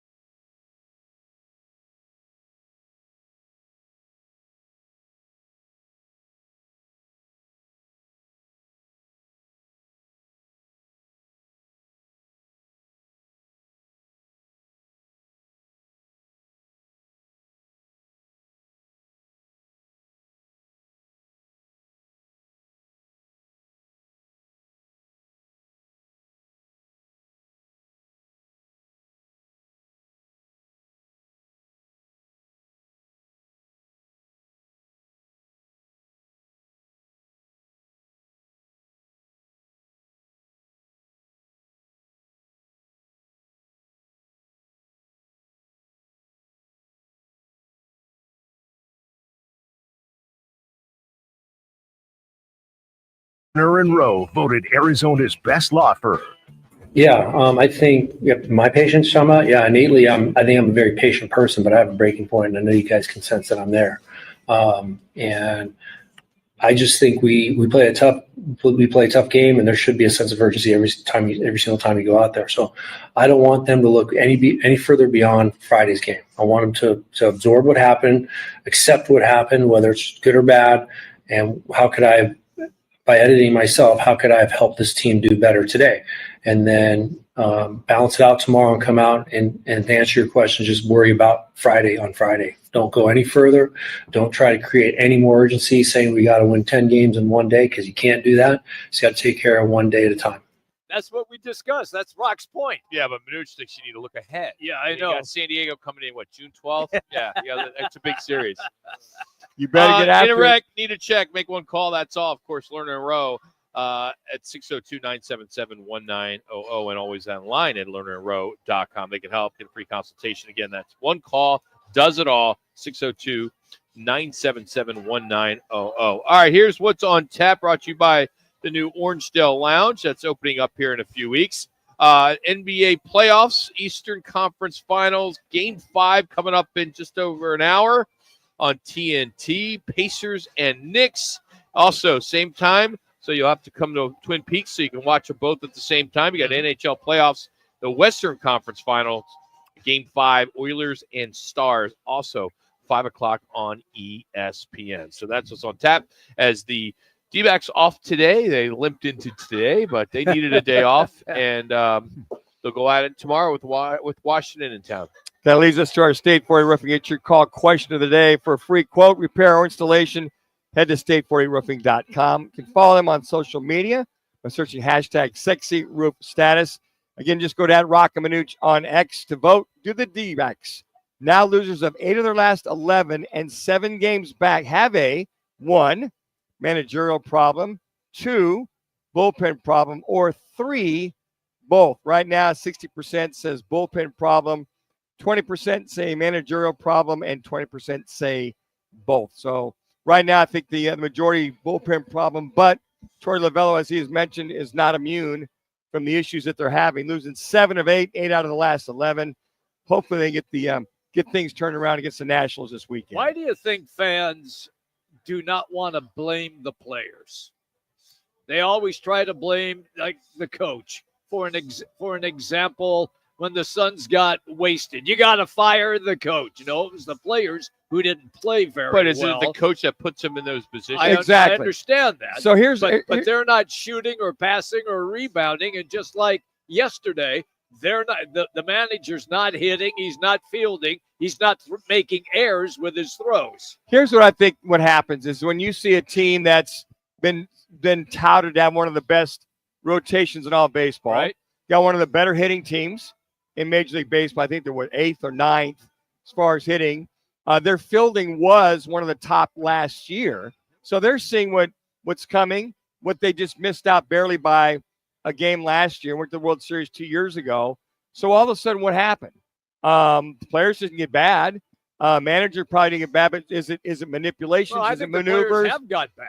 Well, they're not producing. Yes, they're not yeah, executing. That's my point. Yeah. But they're I mean, not producing. But what I think a lot of fans go, well, what is the manager not doing to motivate these guys to play better baseball? Are there moves being made or not being made that can help them win? Now, I think we all agree the bullpen's a mess right now. It stinks. Yeah. But some of that blame, and Troy Lavello's mentioned, because I'm part of the blame too. Mike Hazen. Oh, I'm not taking it off of him and Hazen. My point is, though, fans are reluctant to blame the players who make the mistakes. Well, I think because that's my point. Fans have seen changes at the managerial position where teams have flipped the script and gone on to the playoffs, whatever sport it is. There's probably several sports that are out there. So I think that at some point, I mean, even the owners are the same way. They pulled the plug early on Bud Black because they did. You got that team, and you look at the Orioles. Yeah. The Orioles. Look at Pittsburgh. Yeah. 3 minutes. 3 minutes on 3 managers. Yeah. Because they're going, well, you're not getting the type of play we want to see out of our players. Now you can blame the players all you want, But that manager's got a lot of fire, and I think Troy Lavelle, he is at the end of his fuse. He's extremely frustrated. He's frustrated because he knows the kind of players he has. Yes. So it's like, guys, we've got to turn this thing up. Now, I know he wants to look at this thing as one game at a time. I get it. But he also realizes if we don't start getting it and we look at things ahead of us, then it's going to be his butt on the line. So I know Mike Hazen's trying to do all he can with you. Bring a 33-year-old reliever, bring him up from the minor leagues that, okay, let's try him. I mean, that's unheard of from a lot of other ball clubs. No, they're searching. They're searching for answers. Exactly. And you send Ginkel down, which I think we all realized that was coming after his last really 3 outings. 3 outings, yeah. He's really struggled. So TMZ Sports. 2 minutes. 2 minutes. Big shot Bob Ori. Yep. No kidding. Just Robert minutes. Ori. Just a few minutes ago. Okay. LAX. All right. And they picked his brain about tonight's game. And he came out and said that he feels that the Knicks can come back from 3-1 and win this series. And I hate to say this because I hate the guy. I don't hate the guy, excuse me. I don't like the guy. Right. Because he was part of that 95 Houston Astros team that clawed back and beat the Suns. Houston Rockets. Houston Rockets. Yeah. What did I say? Astros. Yeah. Houston Rockets. Same city. Came back, defeated the Suns in the Western Conference semis. Right. And then they eventually won the finals over the Magic. Yeah, and Robert Ori. And he was the one that bumped Steve Nash into the dashboard. He didn't bump him, but he hip checked him. Freaking hip checked Yeah, him. when he was with San Antonio. Yeah. So San Antonio with the Rock. Yeah, he's been that Suns killer. Yeah, per like se. you mentioned earlier. 1 minute. 1 minute. Who's a pest? He's the guy that comes to mind. Oh, absolutely. Absolute pest. Yeah, I think that you think of good pests. You think of the Danny Ainges. How's he a good pest? He was a pest. He was only good if he played on your team. Yeah, hard nosed. stand him. Yeah, that's what I'm saying. He's that There you pest for the opposing team. Danny Ainge Award, right there for you. You give him the award. That's name it after him. I think you should. Hey, tomorrow we'll be out at Wright Toyota, right on the corner, right on the price. Wright Toyota will be there from 1 to 4. If you missed anything, check out our website at Roc and Manuch. All our handles are there for Twitter and X, Instagram, and all that good stuff. So check it out there, and we'll do this again beginning at 1 o'clock tomorrow. So appreciate you listening.